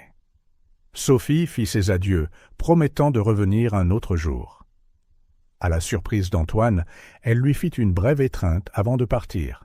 « Tu as fait du bon travail, Antoine, » murmura-t-elle. « Avec eux tous, je suis fière de toi. » L'éloge inattendu lui réchauffa le cœur. De toutes les personnes, Sophie savait exactement à quel point il avait changé. Sa reconnaissance signifiait plus que tout autre. Étonnamment, Hugo resta. « Je vais aider à mettre les enfants au lit, » proposa-t-il. Ensemble, père et fils travaillèrent en équipe. Hugo porta un Jules endormi dans la chambre pendant qu'Antoine s'occupait d'un Louis grincheux.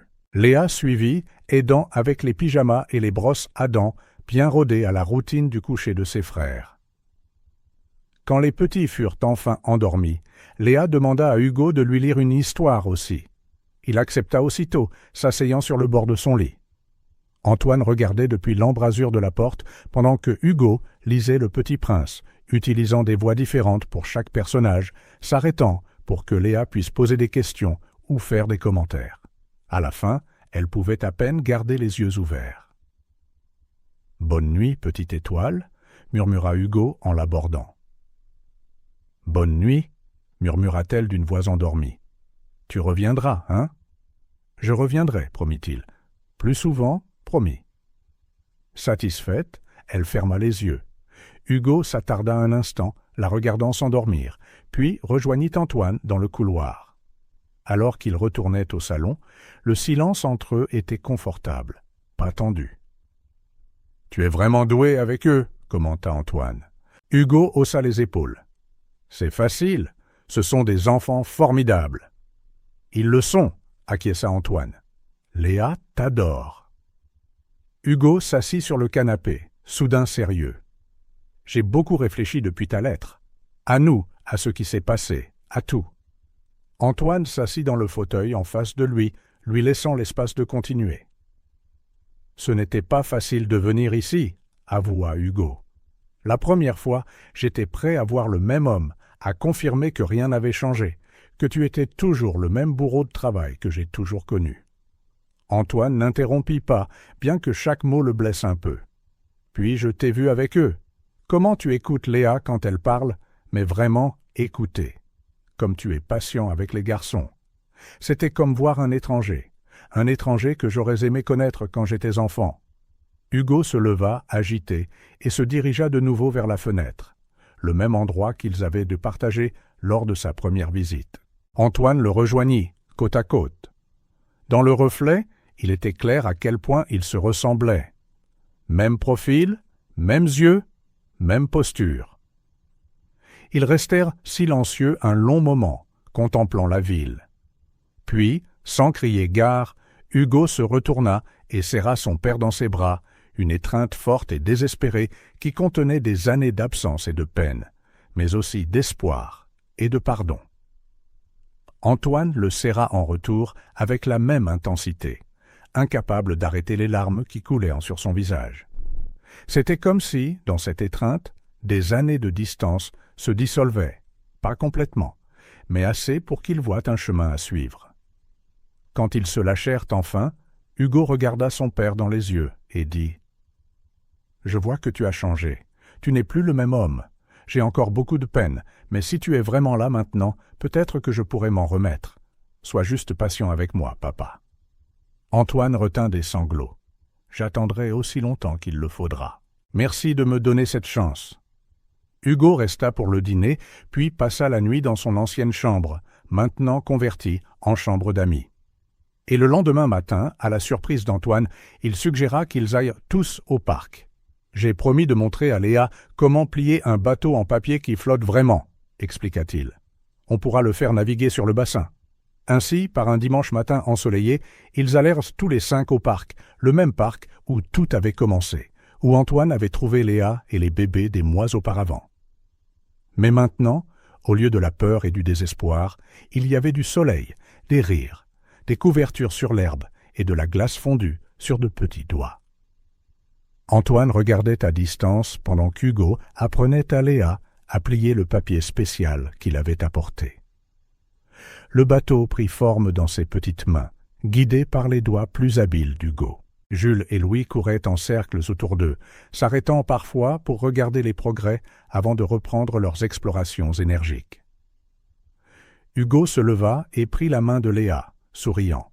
« Allons-y, petite sœur, voyons si notre bateau flotte. » Ils se dirigèrent vers le petit bassin, les garçons les suivant de près, poussant des cris excités. Antoine suivit à distance, observant sans interférer. La scène devant lui était comme un tableau qu'il n'aurait jamais pensé voir. Ces 4 enfants ensemble, connectés. Une famille qu'il n'aurait jamais su qu'il pourrait avoir. Une famille qu'il n'aurait jamais su qu'il méritait. Antoine sentit quelque chose de nouveau et de définitif s'installer dans sa poitrine, un sentiment d'appartenance. Il regarda les 4 personnes qui constituaient maintenant son monde et dit, la voix tremblante d'émotion, « Mes enfants, mes enfants !» Et ainsi, au milieu des rires, des petits pas et des sourires sincères, ils commencèrent un nouveau chapitre, une famille construite sur le choix de rester, une famille non pas formée par le sang ou le hasard, mais par des décisions conscientes d'amour et de présence, une famille que, de différentes manières, chacun d'eux avait choisie.